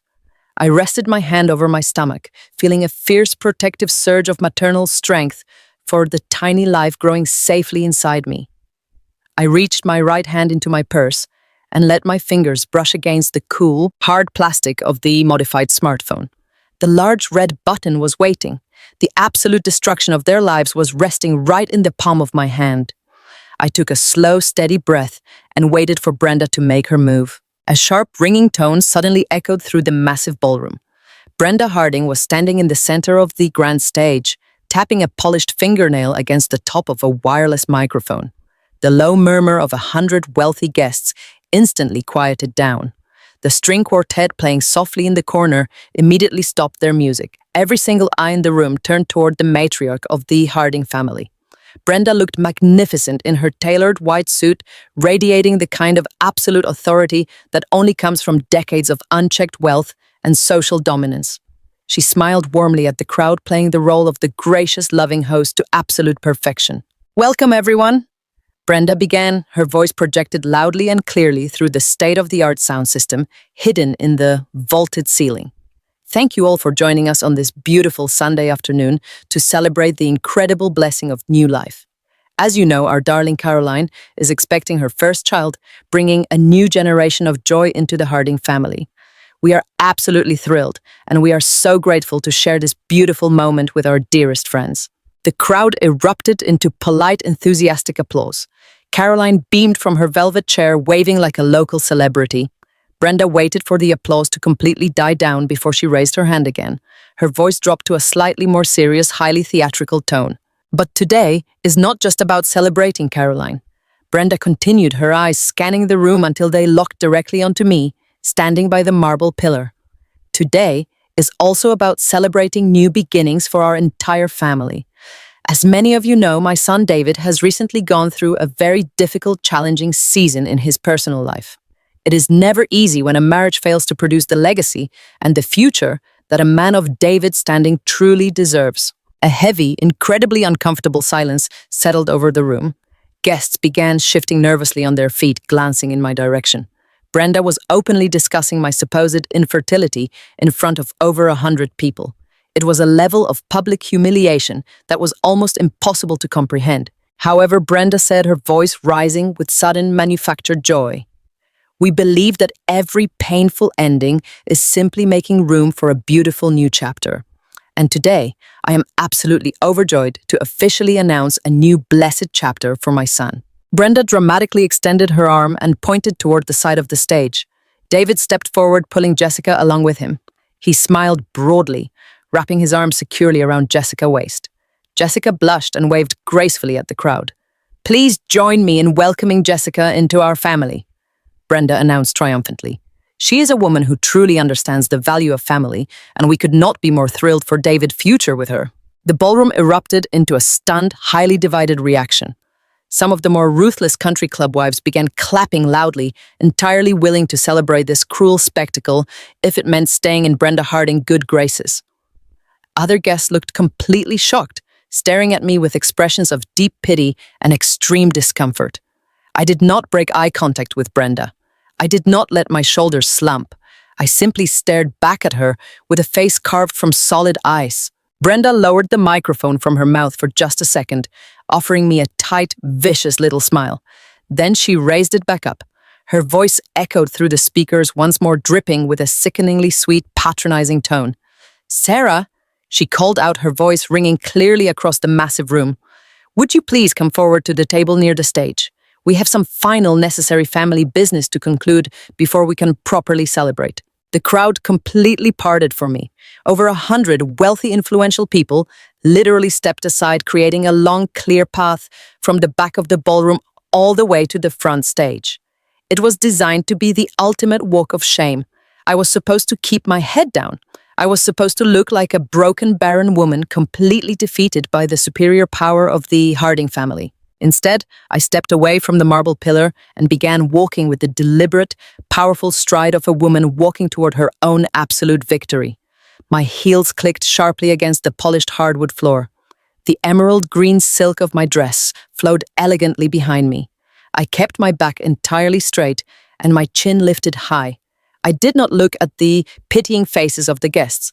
I did not look at the beautiful pastel floral arrangements.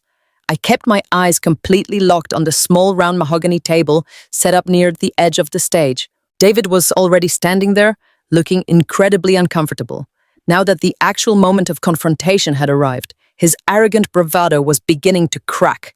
He shifted his weight nervously from foot to foot, avoiding my gaze entirely. Brenda stepped down from the stage and walked over to the table, taking her position directly across from where I would stand.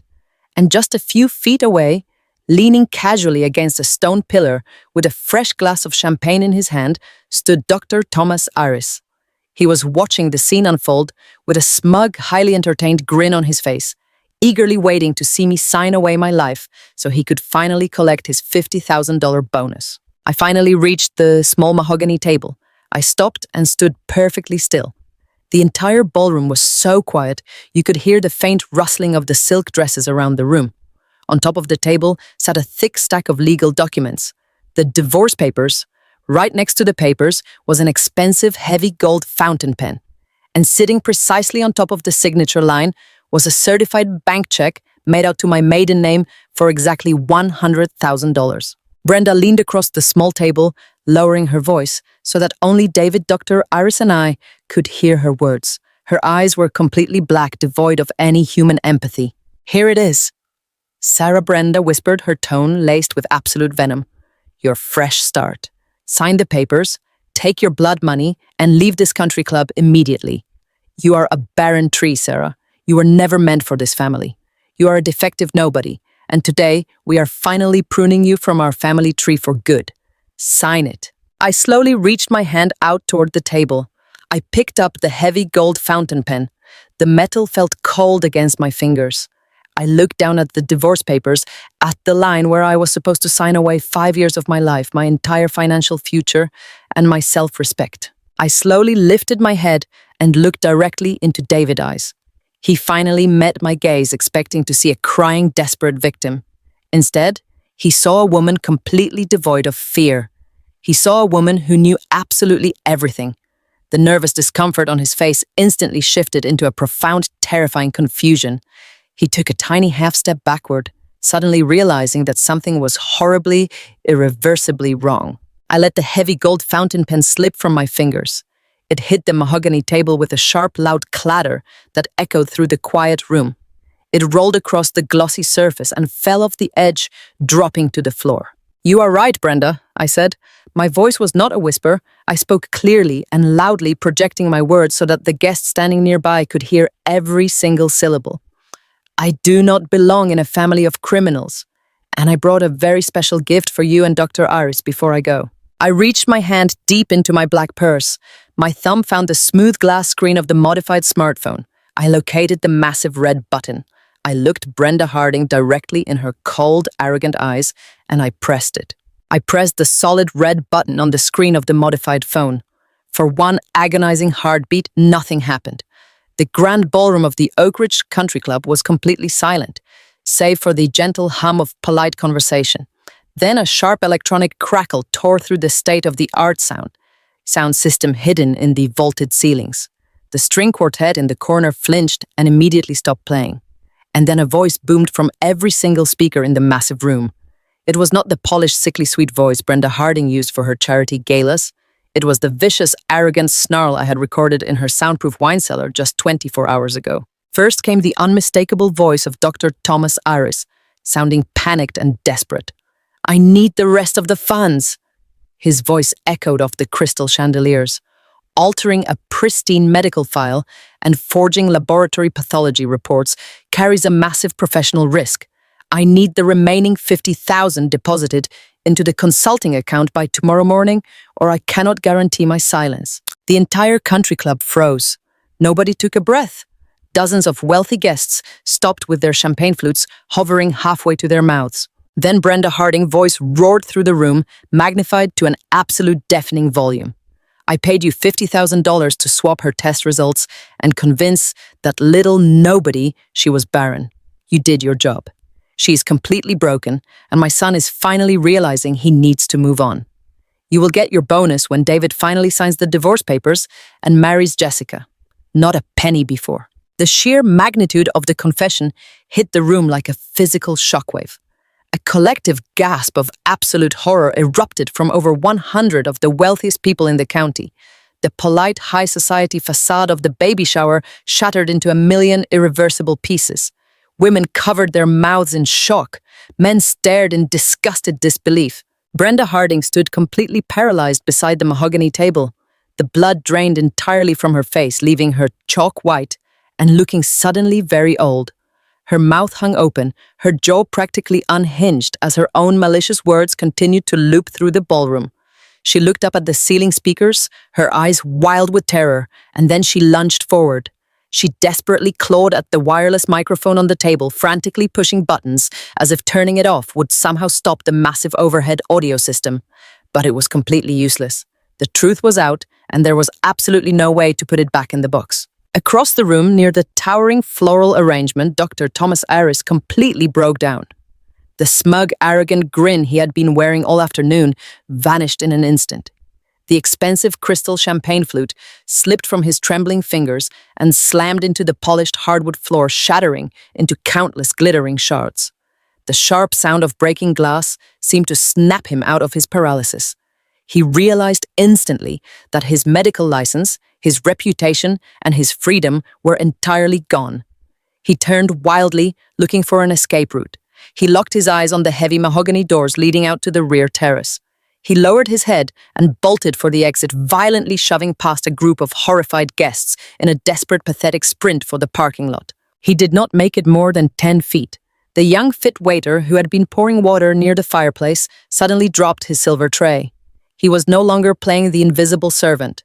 The plainclothes deputy launched himself across the floor and intercepted the corrupt doctor with flawless military precision.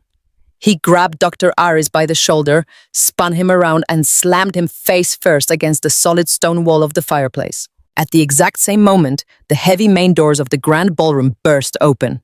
Sheriff Hank Miller marched into the room, flanked by 4 fully uniformed county deputies. His presence demanded absolute obedience. He did not look intimidated by the wealth or the social status of the people in the room. He looked like a man who was finally taking out the trash. Secure the perimeter, Sheriff Miller barked, his deep voice carrying over the murmuring, chaotic crowd. Nobody leaves this room. 2 deputies immediately moved to assist, with Dr. Aris pulling his arms behind his back and snapping cold, heavy steel handcuffs onto his wrists. Dr. Aris began sobbing, begging the officers to let him explain, claiming he was forced into the arrangement. The deputies ignored his pathetic whining entirely. Sheriff Miller walked with slow, deliberate steps straight toward the front stage, his eyes locked entirely on my mother-in-law. Brenda was shaking violently, clutching the edge of the mahogany table for physical support. "Hank!" She stammered, her voice a pathetic, high-pitched squeak that sounded absolutely nothing like her normal commanding tone. "Hank, this is a terrible misunderstanding. This is a private family matter. That audio is fake. Sarah manipulated it. She's just a jealous, hysterical woman." Sheriff Miller did not even slow down. He stopped directly in front of her, his face carved from solid granite. "Brenda Harding," he said, his voice ringing with absolute authority. "You are under arrest for felony medical fraud, criminal conspiracy, extortion, and wire fraud. Turn around and place your hands behind your back." Brenda let out a loud, humiliating wail. She looked around the room, pleading with her wealthy friends, begging the local politicians and the hospital board members to intervene. But nobody moved. Nobody said a single word in her defense. They simply stared at her with complete, unadulterated disgust. Brenda Harding had spent her entire life buying loyalty, but in the face of federal prison time and irrefutable public exposure, her money meant absolutely nothing. Sheriff Miller grabbed her wrists, pulled them behind her tailored white suit, and the sharp click of the handcuffs echoed perfectly through the quiet room. The great Brenda Harding, the woman who believed her wealth made her a god, was crying like a trapped animal in front of everyone she had ever tried to impress. And then there was David, my husband, the man I had wasted 5 of the best years of my life supporting. He was standing near the edge of the stage, completely abandoned by Jessica, who had practically sprinted out a side door the moment the audio played. David was trembling so badly his knees looked ready to buckle. His face was the color of ash. He watched his mother being read her Miranda rights, and then he slowly turned his horrified gaze toward me. He took a shaky step forward, his hands reaching out in a pathetic, desperate plea.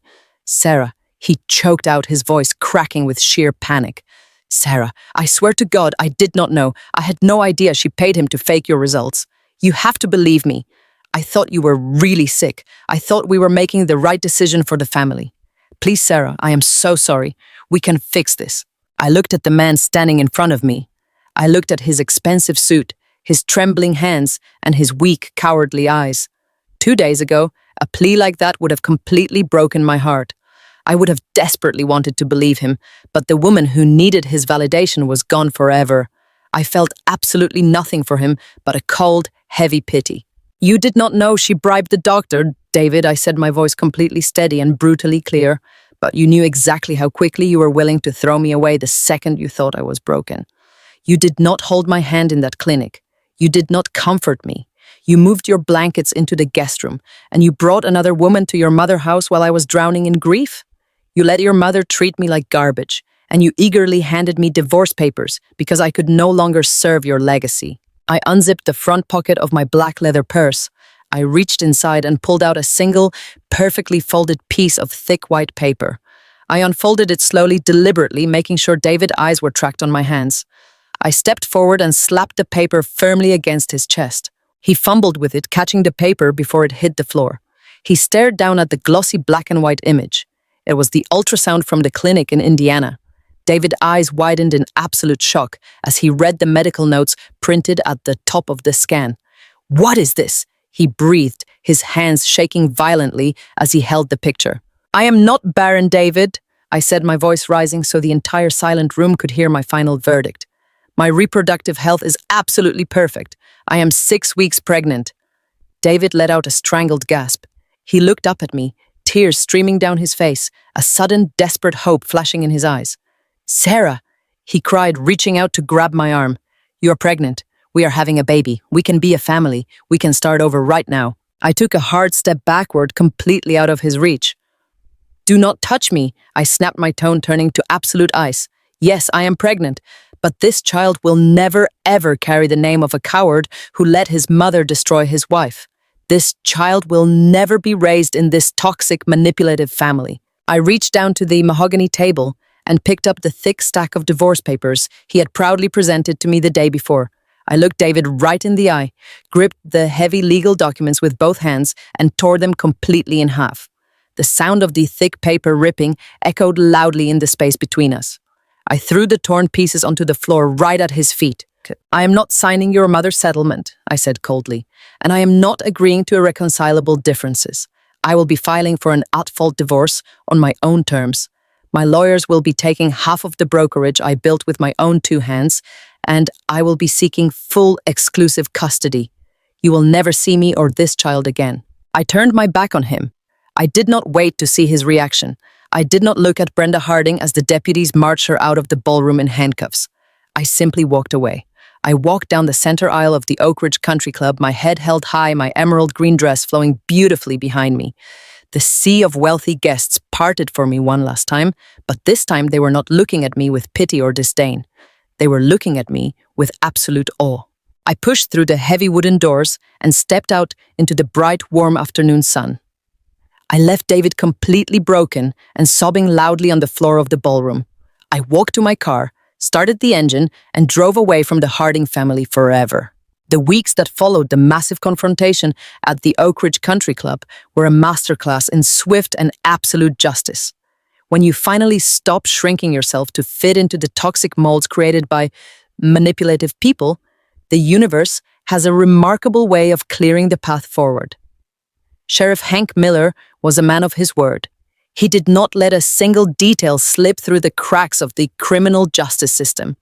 The hidden audio recording I had captured in the wine cellar was completely devastating, but when combined with the meticulous financial ledgers I had handed over to the authorities, the evidence became an inescapable iron cage. Dr. Thomas Aris was the very first to fall. The arrogant medical professional who had looked me in the eye and handed me a fake diagnosis of absolute infertility completely crumbled under the pressure of a federal investigation. The moment the local police placed him in handcuffs at the country club, his arrogant demeanor evaporated into thin air. He spent exactly 2 days sitting in a county jail cell before he desperately tried to arrange a plea deal. He offered to turn over every single piece of communication he had ever exchanged with my mother-in-law. He surrendered his private bank records, his encrypted emails, and his forged laboratory pathology reports. He admitted to the investigators that he had swapped my pristine medical results with the files of a severely ill patient simply because he was drowning in secret gambling debts. But his desperate cooperation did not save him from the severe consequences of playing God with a woman's life. The state medical board stripped him of his medical license within 48 hours. Federal prosecutors aggressively charged him with medical malpractice, criminal extortion, and severe wire fraud. Because he had utilized his trusted position as a licensed physician to deliberately inflict profound psychological harm for financial gain, the judge showed absolutely no mercy. Dr. Thomas Aris was sentenced to 10 years in a federal penitentiary. The man who had callously tried to destroy my future is now spending the next decade of his life sitting inside a tiny concrete cell wearing a bright orange jumpsuit. Brenda Harding experienced a downfall so spectacular and public that it became the defining scandal of our entire state. For decades, she had used her massive wealth and her perceived social superiority to bully, manipulate, and control everyone in our affluent community. She truly believed her money made her completely invincible, But the criminal justice system did not care about her country club memberships or her expensive tailored suits. The trial was an absolute media circus. Every local news station and newspaper ran daily headline stories about the wealthy, cruel socialite who had actively bribed a fertility doctor to declare her own daughter-in-law permanently barren. The public exposure was completely suffocating. The very same wealthy friends who had eagerly attended Caroline's baby shower immediately turned their backs on Brenda. Her exclusive country club formally revoked her membership. The local hospital board publicly demanded her immediate resignation. She became an absolute social pariah overnight. People she had known for 30 years completely refused to answer her phone calls. She hired the most expensive corporate defense attorneys in the country, desperately trying to fight the felony conspiracy and wire fraud charges. Those lawyers drained the precious Harding family trust, completely dry, charging her millions of dollars in legal fees for a case she was always destined to lose. In the end, the jury found her guilty on all counts. Because of her advanced age and her lack of prior criminal history, the judge sentenced her to 5 years of strict house arrest and completely mandated the payment of massive financial restitution. Brenda Harding is now completely trapped inside her sprawling, empty estate. She wears a bulky electronic monitoring ankle bracelet. She has no friends, no social influence, and a rapidly dwindling bank account. She's entirely alone with the bitter, toxic reality she created for herself. And then there was David, the spineless coward who had eagerly handed me divorce papers because I could no longer serve his precious family legacy. The financial fraud investigation initiated by Sheriff Miller completely dismantled David's professional life. Because Brenda had used his insurance brokerage to route the dirty bribe money to Dr. Iris, the federal investigators launched a massive invasive audit into his entire corporate structure. They froze his business accounts. They seized his electronic records. The scandal completely destroyed his professional reputation in the insurance industry. His most lucrative corporate clients immediately canceled their policies and fled to other brokers, absolutely terrified of being associated with a federal fraud investigation. David's business collapsed into total bankruptcy within a matter of months, and Jessica, the beautiful, wealthy country club heiress he had paraded around the patio, packed her designer bags and left him the very morning after the catastrophic baby shower. She completely blocked his phone number and moved to another state, refusing to let her family reputation be dragged down by his massive legal failures. David was left with absolutely nothing. He moved out of the beautiful home I had spent 5 years maintaining and rented a cheap, tiny apartment on the other side of town. He tried to call me several times in the beginning. He left long, pathetic, sobbing voicemails, begging for a second chance, claiming he had been manipulated by his mother, and swearing he wanted to be a father to our child. I never answered a single call. I simply forwarded the voicemails to my divorce attorney. I filed for an at-fault divorce, citing egregious marital misconduct and psychological abuse. Because of his direct involvement in the fraudulent financial transfers, the family court judge awarded me the house, a massive portion of the remaining liquidated business assets, and full exclusive physical and legal custody of our unborn child. David has absolutely no legal right to ever contact me or my child again. Fast forward 1 year. The suffocating, toxic nightmare of the Harding family feels like it happened in an entirely different lifetime. I am currently sitting in the living room of a beautiful sunlit home in a quiet, vibrant neighborhood surrounded by tall oak trees. I did not need a wealthy husband to secure this house. I bought it entirely on my own. After the divorce was finalized, I took the settlement money, combined it with my own sharp accounting skills, and launched my own independent bookkeeping and financial consulting firm. I no longer work 14-hour days for free to build someone else's empire. I work for myself. I manage the financial portfolios for several successful small businesses in the area. My firm is thriving, my bank accounts are secure, and I am completely, wonderfully financially independent. I wake up every single morning and breathe crisp, clean air that is entirely free of manipulation, arrogance, and cruelty. But the greatest victory of my entire life is resting quietly right in my arms. I look down at my beautiful, perfectly healthy baby girl. She has soft dark hair and the brightest, most curious brown eyes I have ever seen.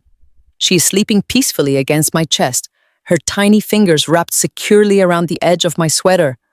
I listened to the soft, gentle rhythm of her breathing, and a profound, overwhelming sense of absolute peace fills my entire soul.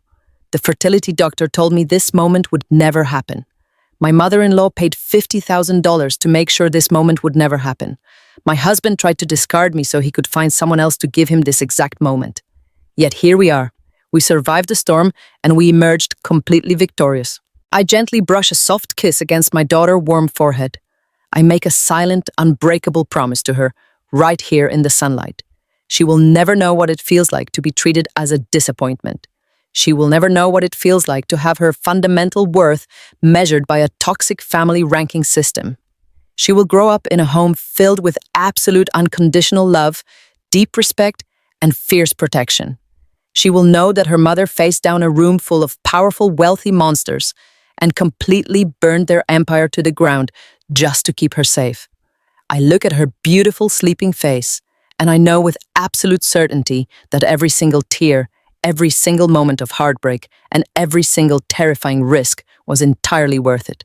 I am finally home, and my daughter is completely safe. To every woman watching this right now, I want you to listen to me very carefully. Your worth is never defined by a title, a diagnosis, or a manipulative family. Your value is not determined by how much you can sacrifice or how small you can make yourself to keep toxic people comfortable. When someone tries to break you, do not just sit in the dark and cry. Gather your facts, find your truth, and fight back. You have an incredible untapped well of strength inside of you, and you do not need anyone's permission to use it. Sometimes you have to burn the old bridge to light your way forward. If you loved seeing this toxic mother-in-law get exactly what she deserved, please hit that like button and subscribe to the channel. I want to hear from you. Where are you watching from, and what time is it there right now? Drop your answers in the comments below. I read every single one. See you in the next story.